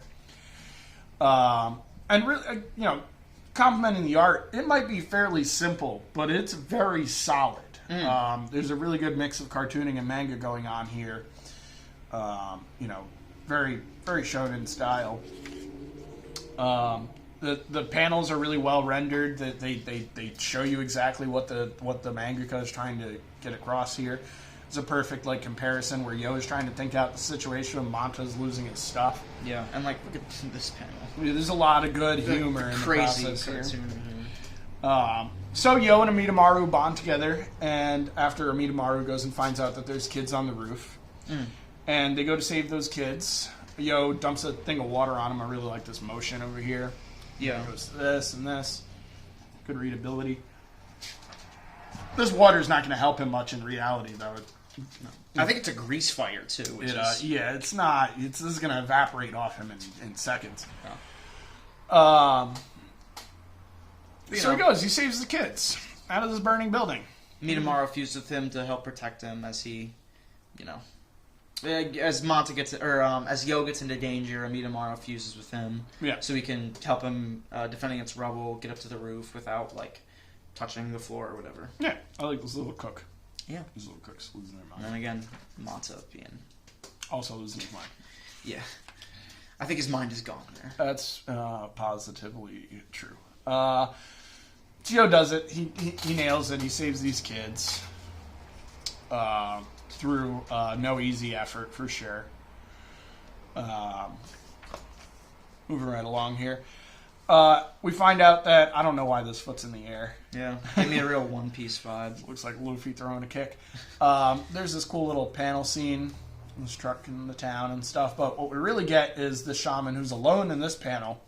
And in the last panel, you see that this person is obviously a shaman now, is being followed by some sort of spirit. Yeah. Named Basan. There isn't much I know about this manga just because I don't remember a lot of it. So I don't even remember what this guy's deal is, but you could see that this is the direction that the manga is finally going, is to introduce you that there are other shamans and other things going on in this universe other than just saving people using ghosts every day. We might finally start turning this into a battle manga like all the other ones in here. Yeah, which almost none of them have even gotten that far yet. No. But they're going to get there. Like Yu-Gi-Oh!, like Naruto, like YuYu Hakusho, One Piece, we've barely scratched the interior, barely scratched the exterior. There's a lot more to come.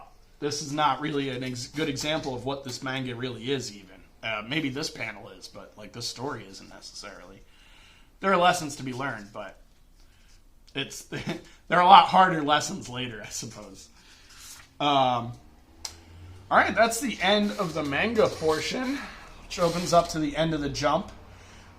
This was cool. I guess this was to encourage people to, you can copy this page, fill it in with whatever you wanted to fill it in with. Yeah. And you could send it in, and they would put it up in the fan art section. Maybe we'll see some of those in the next issue.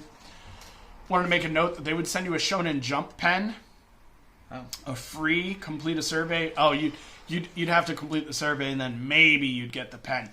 That being said, I've actually filled out, I remember filling out one of these every Jump. I would cut this out, and I'd fill out the survey, because I thought the survey was fun anyway. Yeah. And I don't think they ever sent me anything. I don't think I ever won anything out of this, but I did do it every single time. It's a fun survey. It's just like asking, what do you like? What do you want to see in Jump? What would you, what drives you to see and buy Jump? And it was good questions.